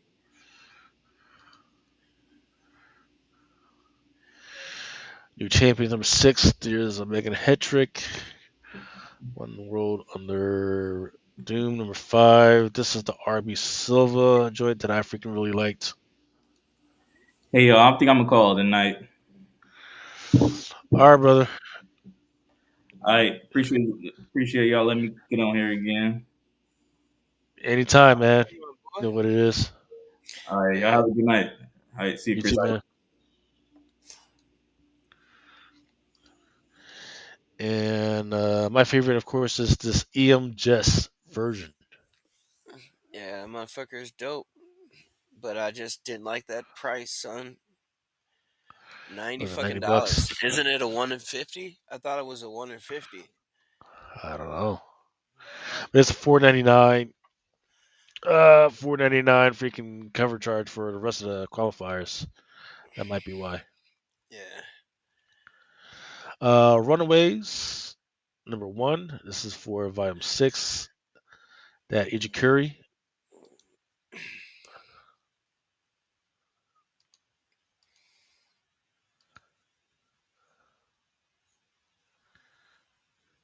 Uh, yeah, that's one. And it's $36. Yeah, It's that's all one right. now. There's a Probably Ricky gonna look really Yagawa. good in hand too. Yeah. But David Nakayama as Spy Girl. It's okay. it's cool because I did congratulate him on the, first. It's like her first first solo cover. Yeah. Too many fucking heroes and fucking. This will be the one that you see in Overstreet. But the cover is that Nicoletta Balderi. I just like it. I like the way the colors is, and I like how it pops. It's just fucking dope.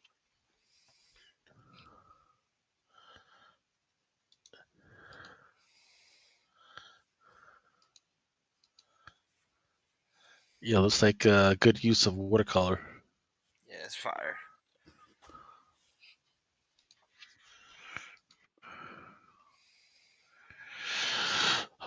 Star Wars Rise of Skywalker adaptation. And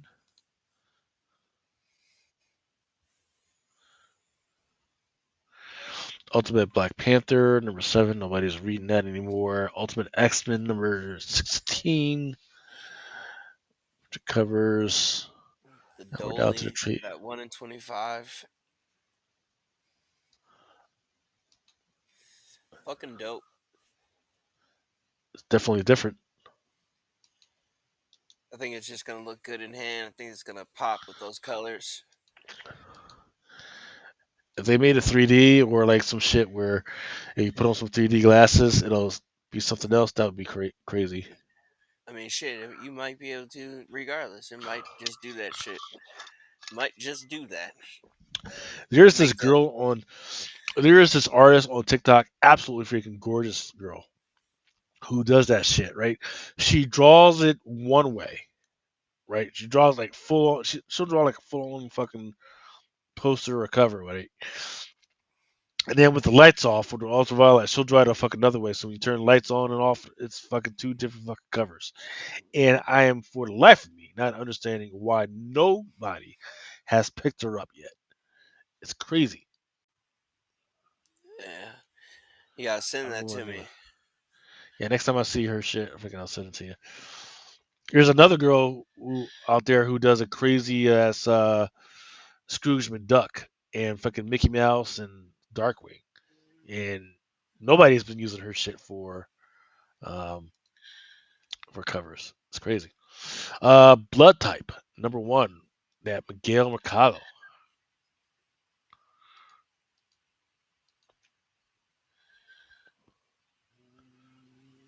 Yeah, it's dope. It also comes in foil form.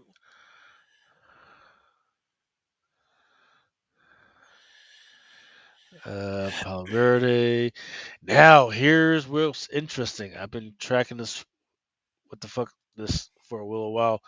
Cerebus in Hell presents Naruto's. Number 1, sold out.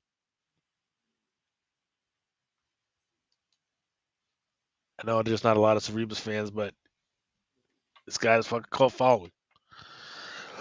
Conan the Barbarian, number 21. This one's a Dan Panosian.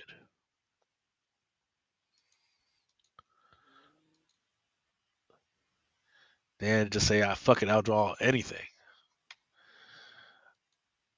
Tyler says that blood type looks awesome.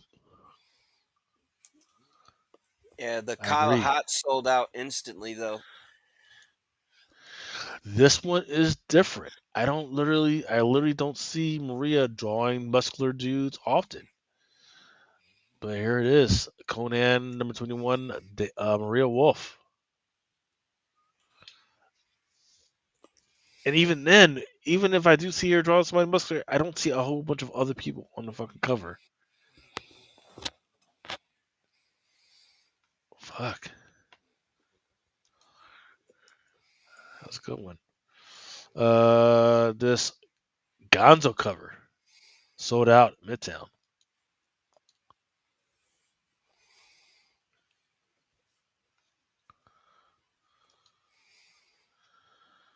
Dark Regards number 2. What is this album variant for Dark Regards? I don't remember the album, but I did pick it up, and fucking I can't wait to get that book. Looks good. You know what? Go Gotcha, back up for a man. second. That book was also sold out for a little period of time. Go up a little bit more. That one, right under the Dark Regard. Divinity #1, Jeff Yeah, Johnson, that and actually sold out too for some reason, and then it popped back up in stock. hmm, Something to it. I picked one up.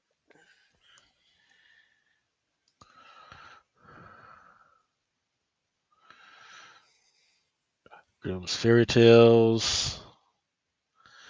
Hard Case Crime Deluxe End #4. This one is a homage to what's Home the name of that Alone Christmas 2. movie? Yeah. Might be. I think it's Home Alone. Home Alone. Yeah. Just the first one. Um, this one was a contender but didn't win for the Tentacles of the Week. Hello Darkness #1, the Jenny Frison cover.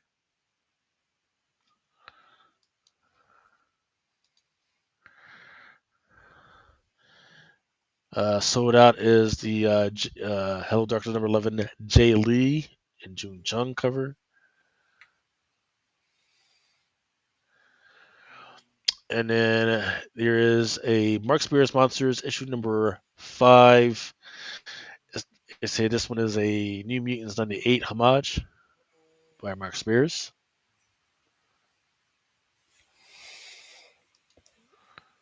And it was actually supposed to drop last week.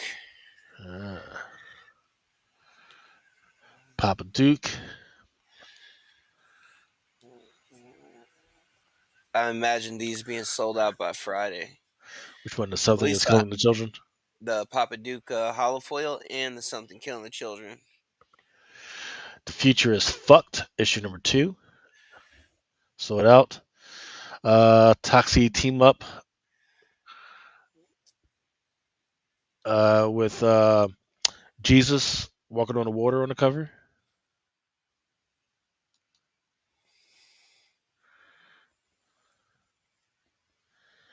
And then you're going to trade paperbacks and other bull stock. So that's all I have for the stuff that's coming out this week. And then I promise you guys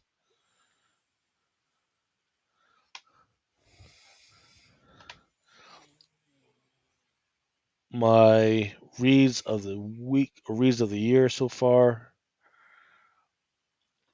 Where is it?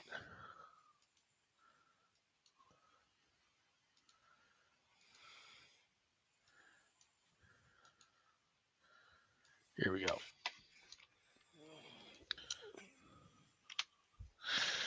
All right. So far, best reads of the year so far is, and I apologize because somebody asked me, "Hey, is it this book?" And it turns out it wasn't that book. It was a different freaking book. Um, Never Wars. Never Wars is the one about Dorothy. She goes back to freaking Oz, and then they're in the middle of a war with Peter Pan's freaking world. So once again, Never War, Land of Oz by him. Freaking great freaking storyline so far. Graveyard Club #1, written by R.L. Stein. For those they don't know, R.L. Stein has written Goosebumps. It's got movies and shows all over Netflix and everything. And also in the Graveyard Club, they actually integrated Solara from Something is Killing the Children. So there is some intertwine there. And this is just primed if they actually wanted to do something with it. And then Cam Girl by Sarah Cho. I forgot to put the freaking thing on there, but it's a pretty interesting fucking photo with by Tula Lote. IT Secret World of Modern Banking by Black Box Comics. Bank information technology expert Evan Adonis brings evidence of financial fraud to key bank officers and who subtly and viciously retaliate and unknowingly deliver dangerous software to an enemy. In the international corrupt world of modern banking, the IT experts, it is both the most powerful asset and the most hunted liability. Detective #1 by Silva with this great freaking cover. It's also not a bad read. This one's again by Black Box Comics. Survival Street, that one is a it's not a facsimile, but not a homage, kind of a homage or a parody of Sesame Street. But it takes the characters into a real world and shows their dramatic effect of the real world on these freaking characters. Freaking great, really good. Vatican City. That's one where the vampires are trying to get into the Vatican. They're to get a particular relic, but they can't just tromp all over the place because it's holy, right? Therefore, they tromped all over it, they would actually freaking die. Sister Imperator, I love the miscommunication about this fucking book because people think that this lady is a fucking superhero. She's not. She's a fucking serial killer, and she's fucking telling you why and how she fucking killed people, and it's fucking great. Um, in the Star Trek world, there's this one Star Trek Section 31. Great freaking story so far. um, this lady on the cover here, great freaking actress. But in the Star Trek world, in one universe, she's a captain of a ship that got destroyed. But in this other universe, she's like this this universal dictator, and she's like running shit. And the only one that knows is this one lady that just got mistakenly freaking carried from one universe to the other. Amazing. Joe 47.7 is talking about any tentacles. Yes, you missed tentacles from Hello Darkness and Superior Avengers, and I forget the other one. Red shirts, Star Trek red shirts number one. For those that don't know Star Trek lore, anytime you're watching the show and you see somebody wearing a red shirt, that motherfucker's going to die. It's a wrap. That's how you know it's gonna be a bad day for Kirk. Red shirt, automatic, off the rip, gonna fucking die. And this is what that comic is about. Star Trek Lower Decks, freaking can't say much about it. Can't say too much about it. Love it. You don't even have to read the comic, just freaking watch the freaking animated show. And then Beneath the Trees Where Nobody Sees. This one is The Rites of Spring. This one started in 2025. Don't Run with Scissors. Star Wars Jedi Knights. Love this fucking series because they did introduce um, this new character who actually put the hands on fucking Yoda like he was shit and then just fucking rolled off into the fucking night with a bunch of fucking liquid that's supposed to be the aliens. And people are missing out on that shit. Like, it was a crazy fucking story, and then nobody's fucking in the fucking comic book world is fucking talking about it. It's fucking crazy. Oh, maybe because Star Wars has broken a lot of hearts, so maybe a lot of people aren't paying attention. Uncanny X-Men number 14.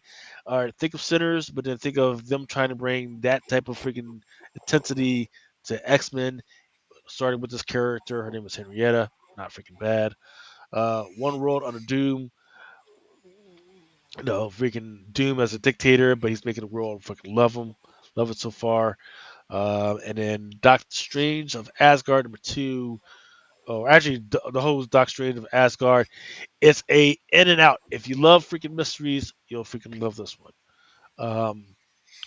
And then Daredevil Unleash Hell Red Man number excuse me, Daredevil Unleash Hell Red Man. This is as Elektra is still trying to freaking kind of do the Daredevil type of I'm Daredevil as well. Well, she meets her fucking match in a freaking Muse, right? And then the Muse takes it down to fucking hell. It's great theater right now. I would love to actually see this on the screen. And then Free for All. This is my last one. This one was I forget whether it's a two-part or three-parter, but this one is about in the future money does it's not worth anymore, and then people are prosecuting freaking rich people. So instead of just killing them off, they're actually making the rich people fight against each other to survive. Interesting freaking story. Interesting thing for how they build up to the actual fights. Freaking good stuff. And that, sir, is all I have for this week. All right. Anything else, sir? Not at all, man. I'm finna go catch this Predators. Uh, I'm finna go finish that and Imperial off, Yep. and you know, If anything pops up this week, I'll of course post it on my Instagram. Other than that, we're all good. Appreciate everybody for coming through tonight. Peace. For each man his time is paid.